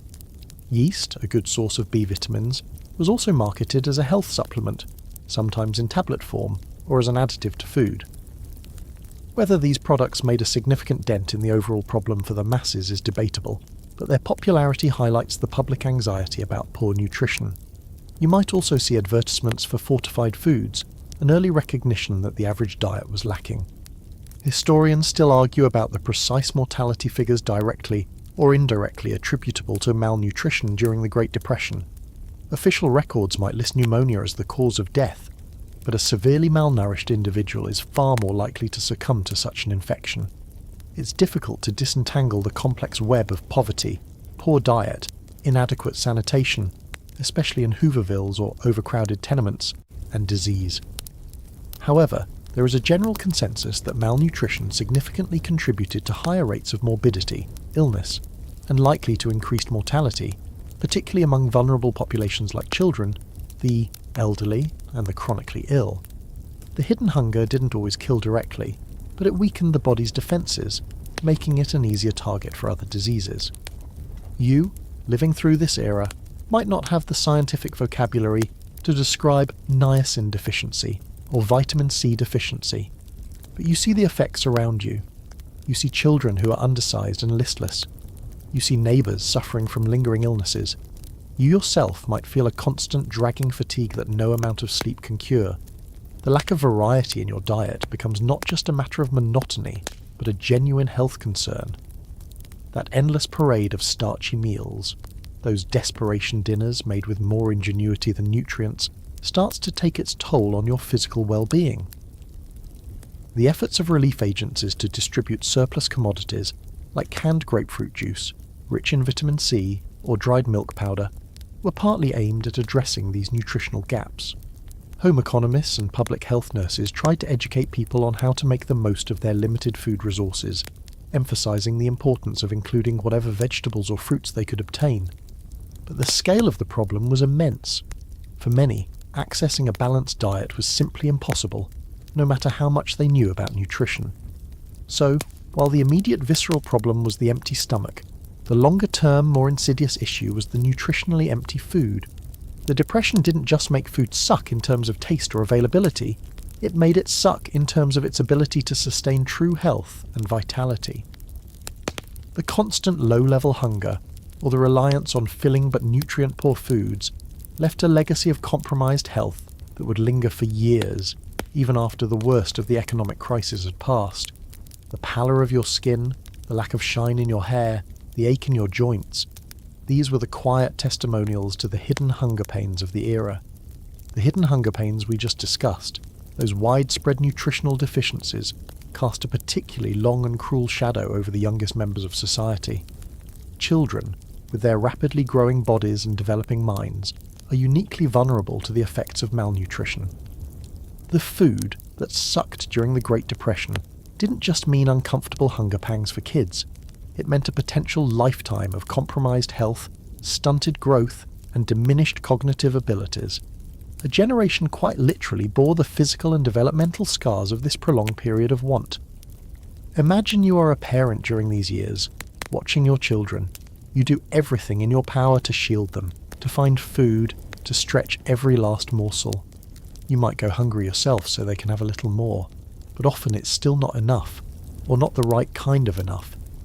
You see your child, who should be robust and energetic, looking pale and listless. They're not growing as quickly as their older siblings did before the hard times hit. They struggle in school, if they were even able to attend regularly. It's a heartbreaking, powerless feeling. The most visible impact of chronic malnutrition on children was stunted growth. Studies conducted during and after the Depression showed that children from low-income families, who bore the brunt of food insecurity, were often shorter and weighed less than their more affluent peers, or than children from earlier, more prosperous times. This wasn't just a matter of being small for their age. It was a physical manifestation of their bodies not receiving the necessary building blocks, calories, protein, calcium, and other essential nutrients, for normal development. Those Depression-era kids often carried that smaller stature with them into adulthood. Beyond just height and weight, dental problems were rampant. A diet high in carbohydrates and sugars, from cheap fillers like bread, potatoes, and perhaps molasses or corn syrup if available, and deficient in calcium and vitamin C, led to widespread tooth decay, gum disease, and tooth loss, even in very young children. Dentists of the era reported seeing appalling levels of dental caries. For many families, dental care was an unaffordable luxury, so a toothache often meant extraction rather than treatment.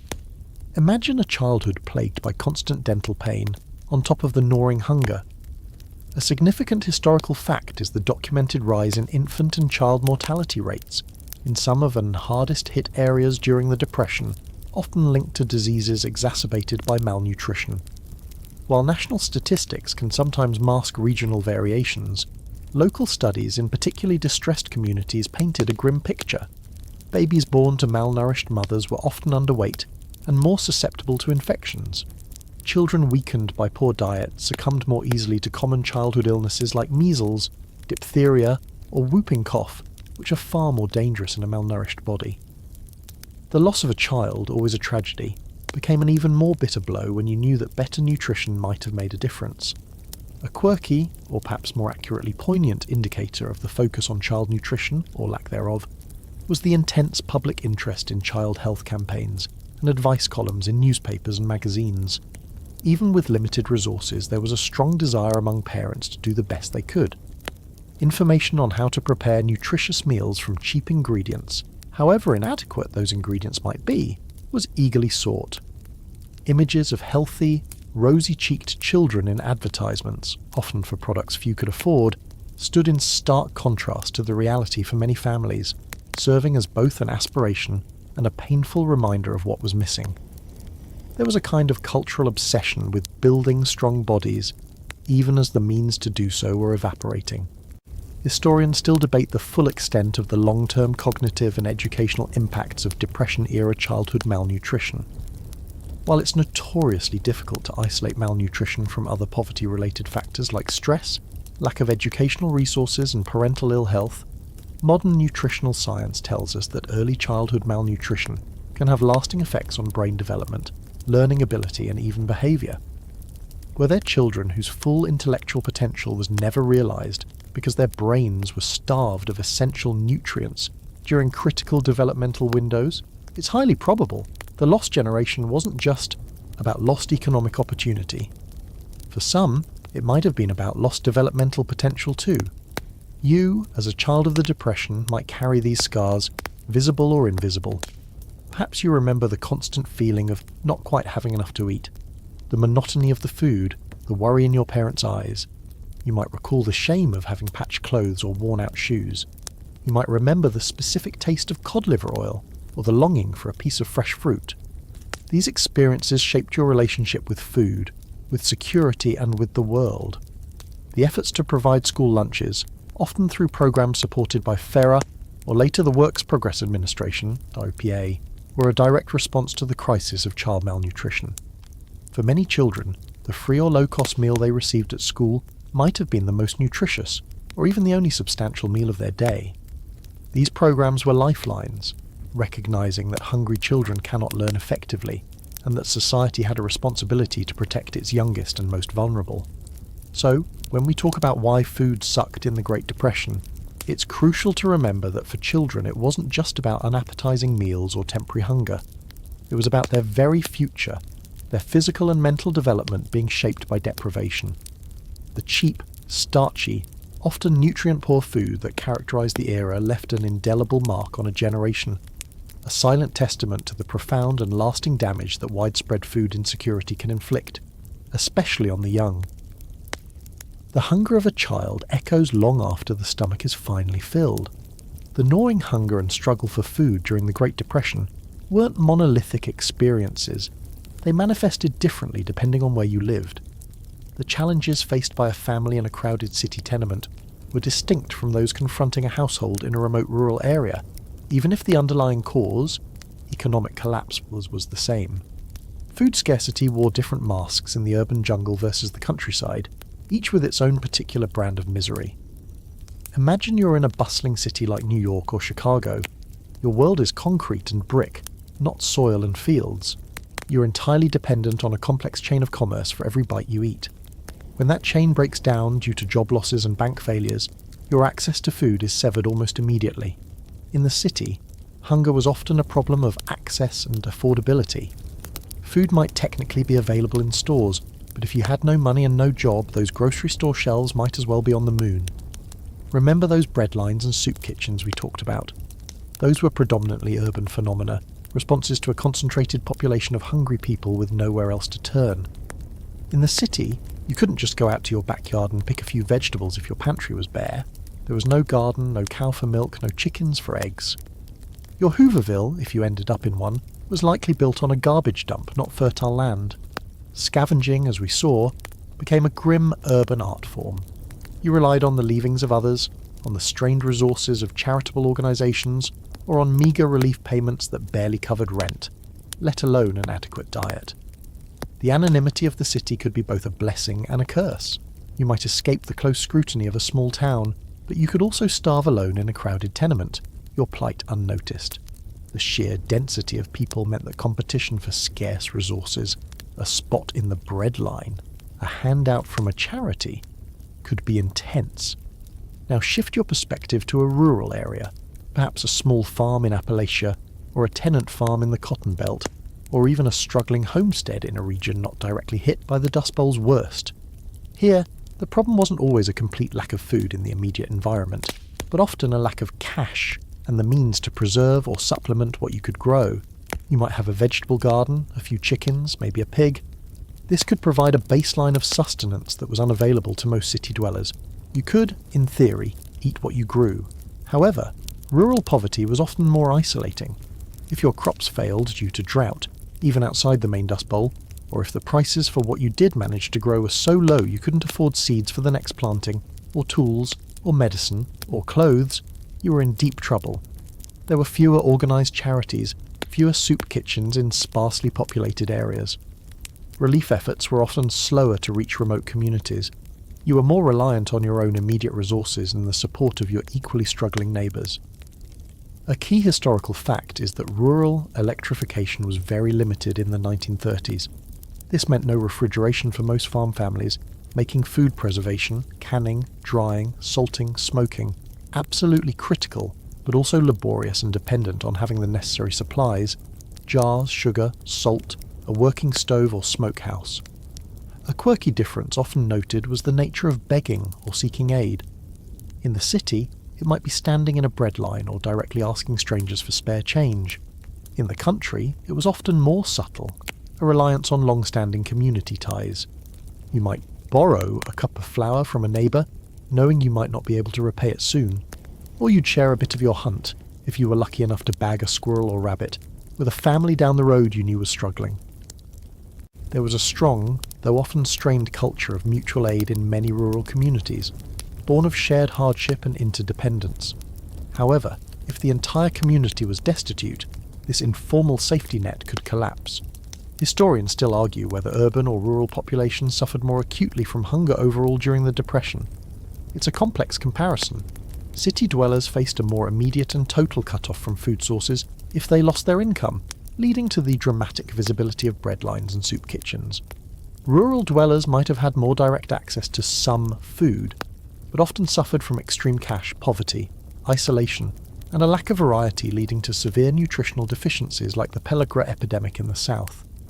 They might not be starving in the sense of having absolutely nothing, but they could be slowly deteriorating from a diet of the 3 M's: meat, fatback, meal, cornmeal, and molasses, which was notoriously deficient.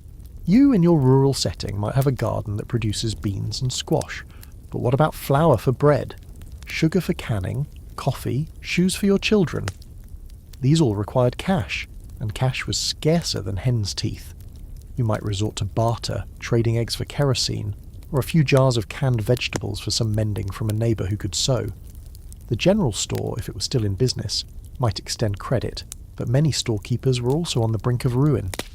The types of desperation dinners also varied. In the city, it might be hot dogs and macaroni. In the country, it might be a foraged meal of wild greens, poke salad, if you knew how to prepare it safely to remove toxins, and perhaps a little corn pone. Or it might be relying heavily on 1 or 2 staple crops you could grow, like sweet potatoes in some southern regions, eaten at every meal in every conceivable way. So, while the hunger was a shared national experience, its texture and the strategies for coping with it differed significantly between the city and the countryside. Urbanites battled for access in a world of commerce. Rural folks battled against the elements and isolation with what they could wring from the land in their own hands. Both faced the grim reality that the food available often sucked, either in quantity, quality, or the sheer grinding effort required to obtain and prepare it. The bright lights of the city couldn't hide the empty cupboards, and the green fields of the country couldn't always fill them. Amidst the widespread food scarcity, whether in the concrete expanses of the city or the struggling farmlands of the countryside, a small but vital source of sustenance began to sprout: relief gardens. These weren't the grand agricultural projects of the AAA. These were often small, community-based or individual efforts, encouraged and sometimes supported by local relief agencies or even businesses. They represented a tangible way for people to fight back against hunger, to cultivate a little bit of hope and a few fresh vegetables in a world that often seemed barren. Imagine a vacant lot in your city neighbourhood, previously an eyesore littered with trash and debris. Now, it's been cleared, divided into small plots, and people are hunched over, tending rows of beans, tomatoes, and squash. Or picture a corner of your own small backyard, if you were lucky enough to have one, now diligently turned over to grow potatoes and carrots instead of flowers. These were relief gardens, sometimes called thrift gardens or subsistence gardens. They were a practical response to the desperate need for fresh food, especially for families struggling to afford anything beyond the cheapest starches. The idea wasn't entirely new. Community gardens had existed before, but during the Depression, they took on a new urgency and scale. A key historical fact is that many municipalities, and even some large corporations, promoted and supported these gardening initiatives. Cities might provide access to unused public land, offer ploughing services, and sometimes distribute free seeds or tools. Companies like Ford and Firestone sponsored large garden projects for their unemployed or underemployed workers, allowing them to cultivate plots to feed their families. It was seen as a way to supplement meagre relief payments, provide more nutritious food, boost morale, and keep idle hands occupied in a productive way. You might find yourself spending hours in one of these gardens. The work is hard, especially if you're unaccustomed to physical labour or weakened by a poor diet. You're digging in the soil, planting seeds, weeding, and anxiously watching for the first signs of growth. But there's a satisfaction in it too, a direct connection to the source of your food that was missing if your only option was the breadline. The taste of a fresh tomato or a crisp bean that you grew yourself after months of canned or starchy fare could feel like a revelation, a burst of flavour and nutrition that was almost forgotten. These gardens provided more than just calories. They provided crucial vitamins and minerals that were sorely lacking in many Depression-era diets. Fresh vegetables could help combat those hidden hunger pains, warding off deficiency diseases like scurvy or pellagra, at least to some extent. Even a small plot carefully tended could yield a surprising amount of produce during the growing season. It wouldn't make you rich, and it probably wouldn't provide all the food your family needed, but it could make a significant difference to your health and your food budget. A quirky aspect of some of these relief gardens was the sheer variety of things people tried to grow, sometimes with comical or frustrating results, depending on the soil, climate, and the gardener's skill, or lack thereof. You might see someone struggling to coax a watermelon vine to life on a tiny urban plot, or another diligently tending an exotic vegetable they'd only read about, hoping it would be a miracle crop. There was a lot of learning by doing, a lot of shared advice, some good, some not so good, passed between neighbouring gardeners. There was also, inevitably, the heartbreak of crops failing due to pests, disease, drought, or even theft, as desperation sometimes overrode community spirit. Historians still debate the overall quantitative impact of relief gardens on the national food supply. It's unlikely they produced enough to significantly alter the big picture of agricultural statistics. However, their qualitative impact on individual families and communities was often profound. Beyond the food itself, these gardens fostered a sense of self-reliance and community. People worked alongside each other, shared tips, celebrated successes, and commiserated over failures. They provided a small measure of control in a world where most people felt powerless. The psychological benefits, the sense of purpose, the connection to the earth, the ability to provide something fresh for your family, were arguably just as important as the vegetables themselves. You might be part of a community garden project organised by your local church or a relief committee, or you might be one of the many individuals who transformed their own small patch of ground. Even window boxes on tenement fire escapes were sometimes pressed into service to grow a few herbs or a tomato plant. Every little bit helped, and the knowledge gained. How to prepare soil, when to plant, how to deal with pests, were valuable skills that for some had been lost in the shift from rural to urban life. These gardens also played a role in food preservation, which we'll touch on more. If you had a good harvest from your relief garden, the next challenge was to make it last through the lean winter months. So, the beans would be canned, the tomatoes turned into sauce, the potatoes stored in a cool, dark place. The relief garden wasn't just about fresh summer eating, it was about planning for the future, a small act of faith that there would be a future to plan for. So, while the headlines might have focused on the dust storms or the AAA's grand policies, these small, unassuming gardens represented a quiet revolution of resilience. They were a grassroots response to hunger, a testament to the enduring human instinct to cultivate and nurture, even in the harshest of conditions. That small patch of green amidst the grey despair of the Depression, producing a few precious vegetables, was a powerful symbol that not all food had to suck. Sometimes, with a lot of hard work and a little bit of luck, you could coax something good from the earth, even if it was just a handful of beans or a single ripe tomato. It was a small victory, but in those times, small victories were everything. Those relief gardens, a small beacon of fresh hope, brought a new challenge once the harvest came in. How to make that precious bounty last.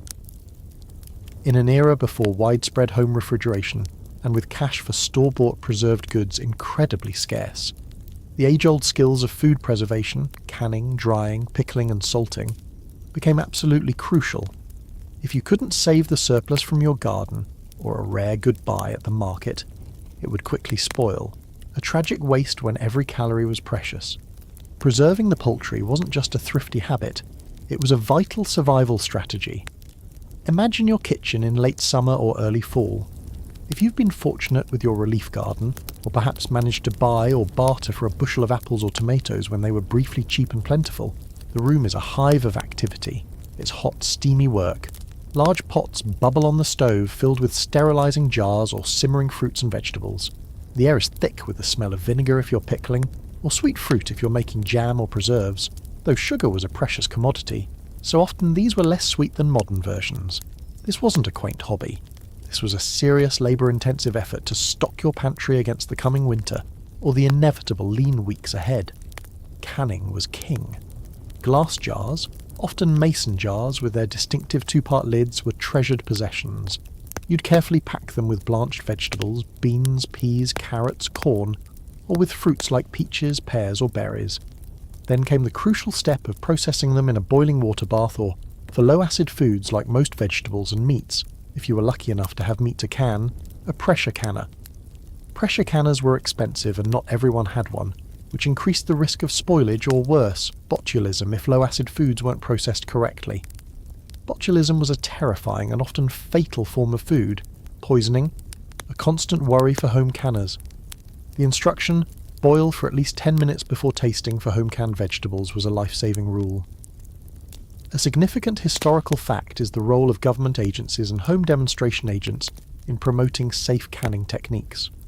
Organisations like the Bureau of Home Economics, part of the USDA, and cooperative extension services disseminated information through pamphlets, classes and demonstrations, teaching women, it was almost exclusively women's work, the proper methods for preserving food safely. This was vital public health work, helping to prevent illness and make the most of limited food resources. These agents would travel to rural communities, often setting up demonstrations in local schools or churches, showing women how to operate pressure canners and test jar seals. Drying was another ancient method that saw a major resurgence. Fruits like apples, peaches and plums could be sliced thinly and dried in the sun, if you lived in a suitable climate and could protect them from insects and dirt, or in a slow oven, if you could spare the fuel. Dried beans and peas were, of course, staples. Corn could be dried on the cob and later ground into cornmeal. Even some vegetables like string beans, leather breeches, could be threaded on strings and hung up to dry. Dried foods were lightweight, compact, and could last for a long time if stored properly, though they often required lengthy soaking and cooking to become palatable. Pickling, using vinegar and salt, was a common way to preserve cucumbers, beets, cabbage, for sauerkraut, and other vegetables. The sharp, tangy flavours of pickled foods could also help to liven up an otherwise bland diet of starches. Relishes and chutneys, often made with a mix of vegetables and sweetened with a little sugar or molasses, were another way to preserve the harvest and add zest to meals. You might have a row of colourful jars on your pantry shelf, green pickled beans, red beet pickles, golden corn relish, a testament to your summer's labour. A quirky, and perhaps less appetising aspect of Depression-era food preservation was the sheer determination to waste absolutely nothing. Watermelon rinds, which most people would discard today, were often pickled and eaten. Fruit pits were sometimes boiled to extract a little extra flavour for jelly. Even vegetable tops, like beet greens or turnip greens, which might have been ignored in more prosperous times, were carefully cooked and eaten or canned. If it was remotely edible, someone somewhere was trying to figure out how to preserve it. You might even hear of attempts to preserve things that seem utterly bizarre today, born of sheer desperation to not let anything go to waste. Historians still argue about the nutritional losses involved in these traditional preservation methods. Canning, especially the long boiling times used, can destroy some heat-sensitive vitamins like vitamin C and some B vitamins. Drying also results in some nutrient loss. However, preserved foods, even with some diminished nutritional value, were infinitely better than no food at all, especially during the winter months when fresh produce was unavailable or unaffordable. They provided calories, fibre and some remaining vitamins and minerals, helping to bridge the gap between harvests. The debate often centres on whether the emphasis on preservation, while necessary, sometimes overshadowed the need for a more consistently available supply of fresh, nutrient-rich foods through better distribution and economic support. You, in your 1930s kitchen, become a master of these techniques. You learn to recognise the telltale pop of a successfully sealed canning jar with a sense of triumph. You know just how long to dry apples so they're leathery but not brittle. Your hands are stained from berries, chapped from endless washing of jars, and probably have a few nicks and burns from the hot stove and sharp knives. But the sight of your pantry shelves, slowly filling with jars of preserved food, brings a deep sense of security, however temporary. Each jar is a small victory against hunger, a tangible result of your hard work and foresight. This wasn't just about stocking up for winter, it was also about managing scarcity day to day. If you managed to get a small piece of meat, you might cook it all at once, then carefully preserve leftovers by potting them in fat or canning them in small quantities to make them last. Nothing was taken for granted. The food that sucked during the Depression often did so because it was monotonous or nutritionally poor, but the effort and skill that went into preserving what little there was ensured that there was something to eat, preventing an already bad situation from becoming utterly catastrophic for many families. Those rows of jars were more than just preserved food, they were preserved hope. Beyond the physical pangs of an empty stomach, the rotten taste of spoiled food, or the weariness of a body starved of nutrients, there was another, often unspoken dimension to why food sucked in the Great Depression. The constant, grinding psychological stress of food insecurity. The worry about where the next meal would come from, the shame of not being able to provide for your family, the anxiety of watching your children go hungry. These things took a profound toll on people's mental and emotional well-being. Food wasn't just a physical necessity.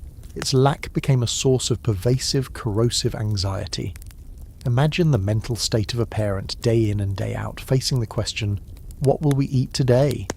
It's a heavy burden, a constant hum of worry that underlies every other thought and activity.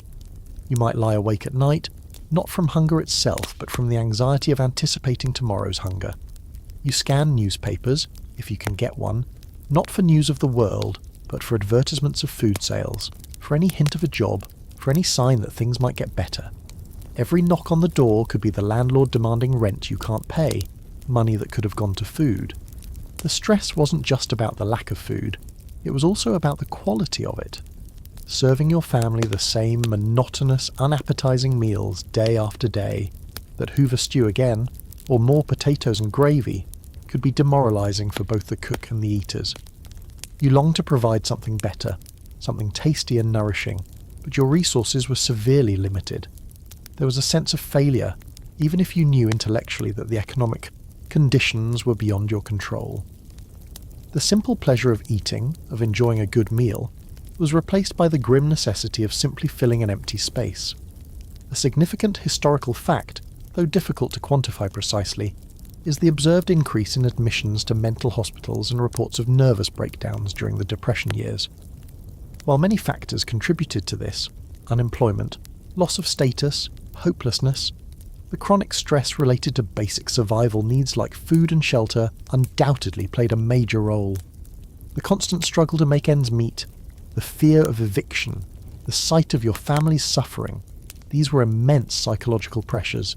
Suicide rates also reportedly increased during the worst years of the Depression, a tragic indicator of the depths of despair some individuals reached. The shame associated with poverty and needing help was a powerful psychological stressor. Remember those breadlines and soup kitchens. For many, accepting charity was a deeply humiliating experience, a public admission of defeat. People who had always been self-reliant and proud found themselves in situations that stripped them of their dignity. This could lead to feelings of worthlessness, depression, and social withdrawal. You might avoid seeing old friends or participating in community activities because you felt ashamed of your circumstances, of your worn-out clothes, or your inability to reciprocate hospitality. A quirky, yet telling manifestation of this psychological stress was the emergence of certain fad diets, or health crazes, even amid scarcity. Sometimes these were desperate attempts to find a cheap miracle food that would solve all nutritional problems. Other times they might reflect a kind of anxiety-driven obsession with controlling the one thing you felt you could control, what you put into your body, however limited the choices. You might hear of people rigorously adhering to strange dietary rules, gleaned from a dubious pamphlet or a charismatic but unqualified health guru, perhaps as a way to impose some order on a chaotic and frightening world. It's a bit like trying to meticulously arrange the deck chairs on the Titanic, a futile attempt to control the uncontrollable. Historians still debate the long-term psychological scarring effects of growing up or living through the Great Depression. Many from that generation carried a deep-seated fear of poverty and insecurity throughout their lives, even if they later achieved financial stability. This could manifest as extreme frugality, like those habits of saving string we mentioned earlier, a reluctance to trust institutions, or a persistent anxiety about the future. The constant worry about food experienced in formative years could leave an indelible mark on one's outlook and behaviour.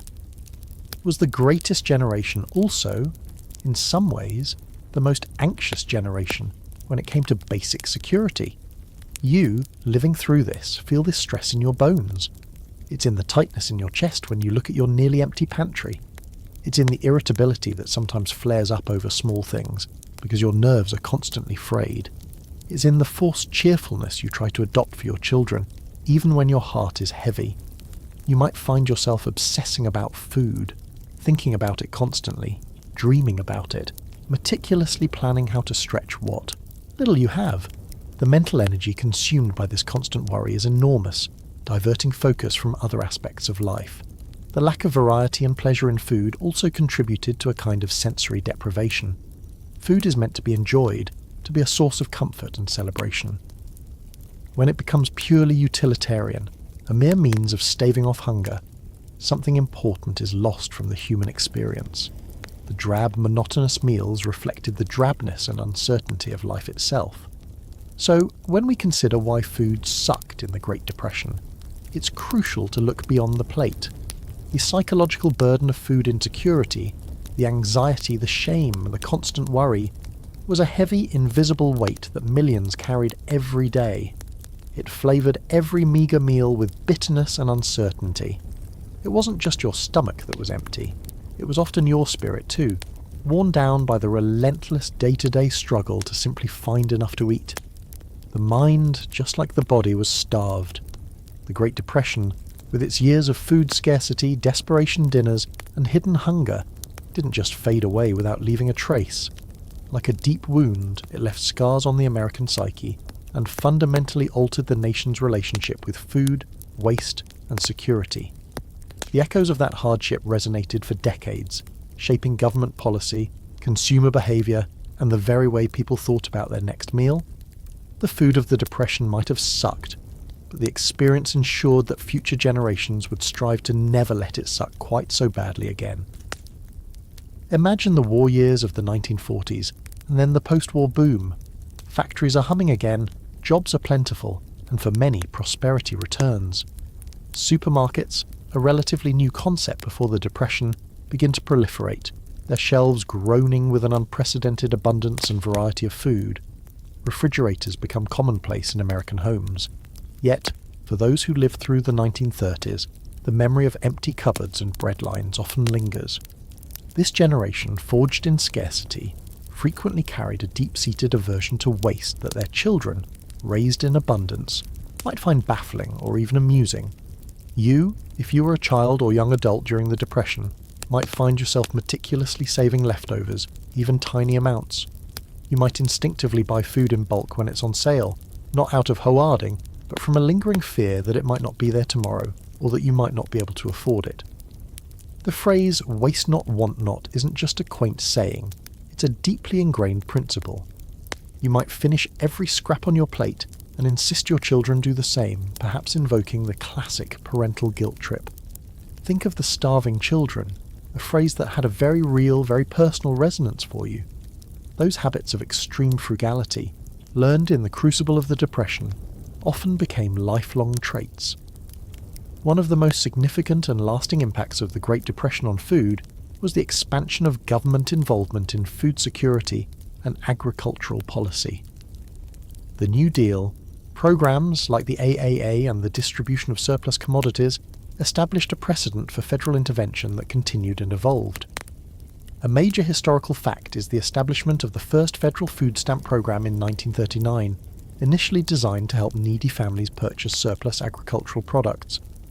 Though it was later discontinued and then revived in the 1960s, its origins lie directly in the experiences of the Depression, a recognition that the market alone could not always ensure that everyone had enough to eat.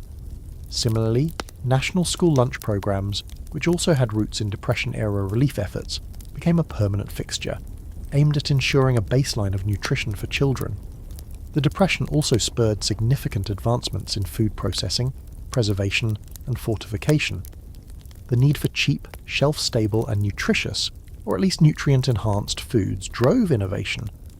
The enrichment of bread and flour with vitamins and minerals, like niacin to combat pellagra and iron to combat anemia, became standard practice, partly as a public health response to the widespread deficiencies seen during the 1930s. The canning industry boomed, and new methods of food preservation, like freezing, though widespread home freezers came later, gained traction. The goal was to create a food supply that was more resilient, more easily distributed, and less susceptible to the kind of catastrophic failures seen in the Depression. A quirky, and perhaps ironic legacy of Depression-era eating habits can be seen in the persistence of certain comfort foods that have their origins in scarcity. Dishes like macaroni and cheese, meatloaf, or even S.O.S, creamed chipped beef on toast, which were once staples of make-do cuisine, have achieved a kind of nostalgic, iconic status for some. They represent a culinary link to the past, a reminder of resourcefulness and resilience, even if their original context was one of hardship. Of course, today's versions are often much richer and more elaborate than their Depression-era counterparts. You wouldn't find artisanal truffle mac and cheese in a Hooverville, that's for sure. Historians still debate the extent to which the Depression permanently changed American attitudes towards social welfare and the role of government. Did it create a lasting consensus for a robust social safety net, or are those lessons periodically forgotten and relitigated? The ongoing debates about food assistance programs, agricultural subsidies, and poverty reduction suggest that the legacy is complex and contested. However, it's undeniable that the Great Depression forced a national reckoning with the problem of hunger and the government's responsibility to address it. The idea that citizens have a right to food, at least in a developed nation, gained much wider acceptance. For you, looking back from a more prosperous future, the food of the Depression might seem like a distant nightmare. But the taste of it, the feel of that constant gnawing hunger, or the anxiety of not knowing how you'd feed your children, never entirely leaves you. It informs your choices, your values, your anxieties.